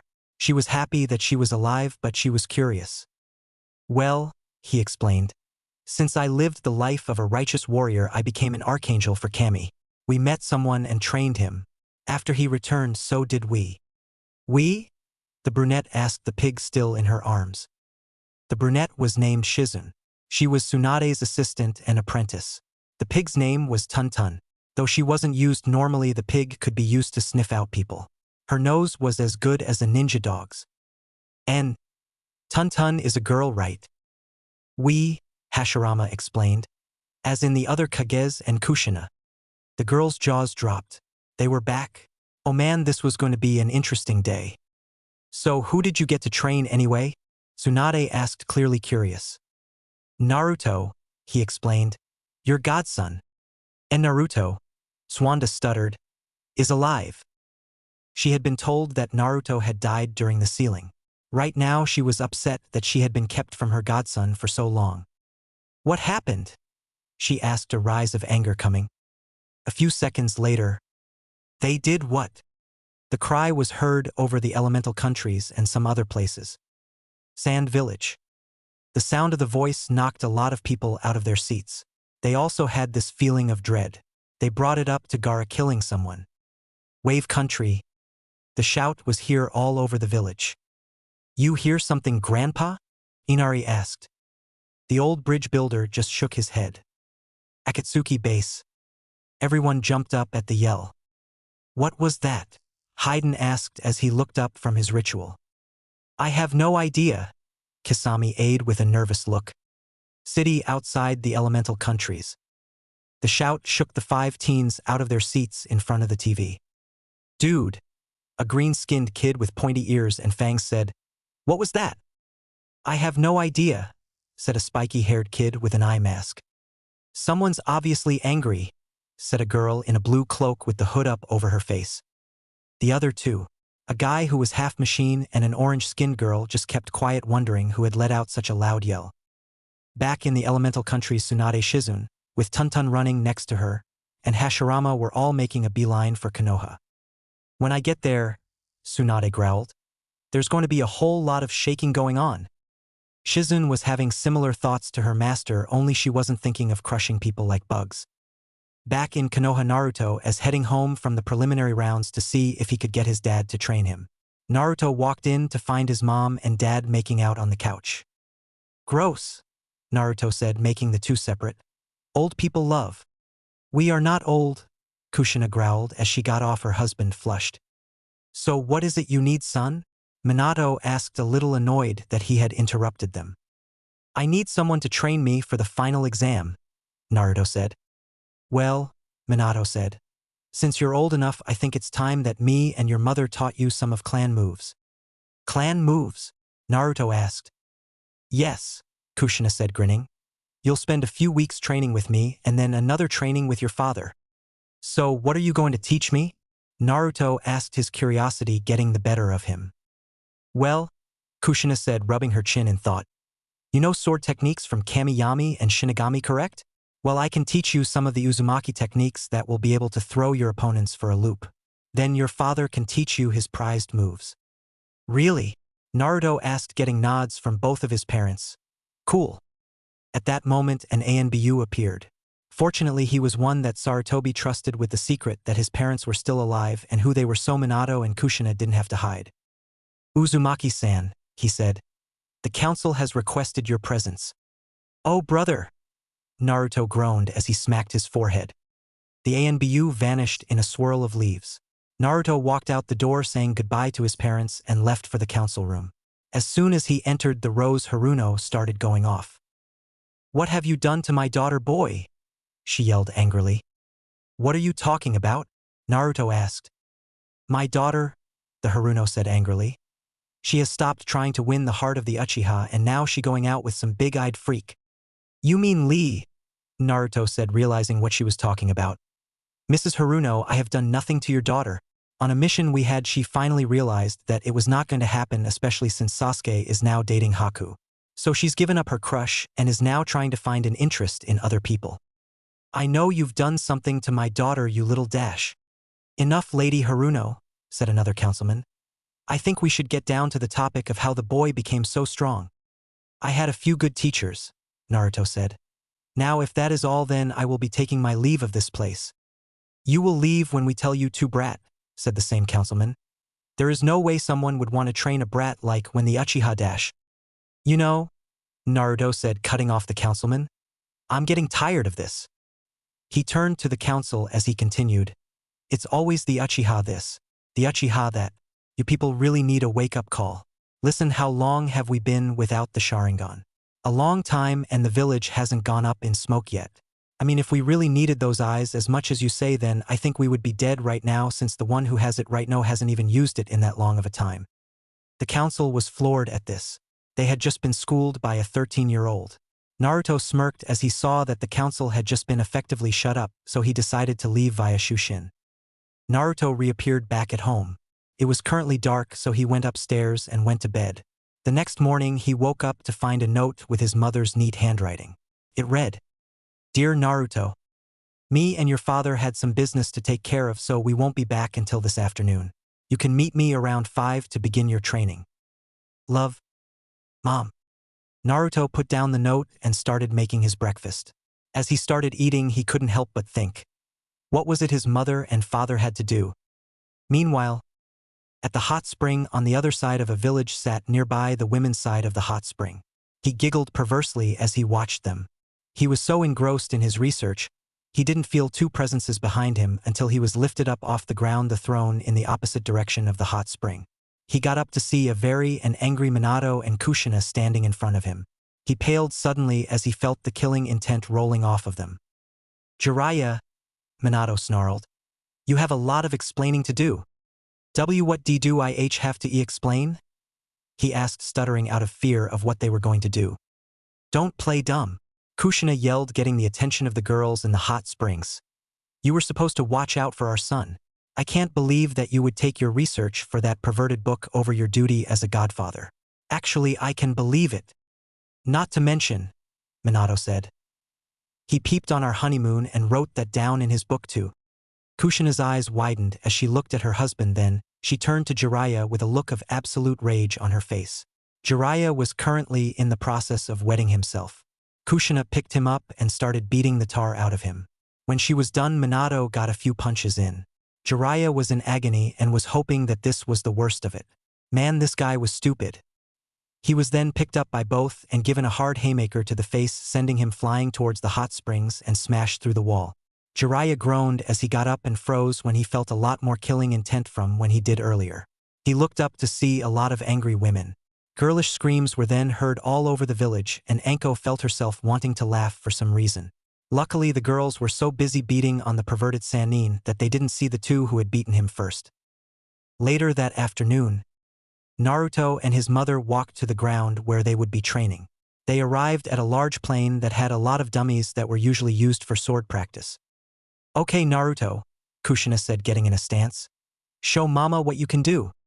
Naruto unsealed Angel's hand from his arm and charged at her.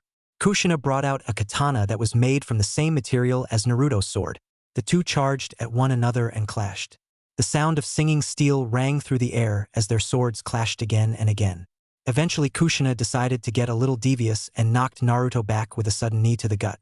Then she took out a scroll and unsealed another katana similar to the one she already had out.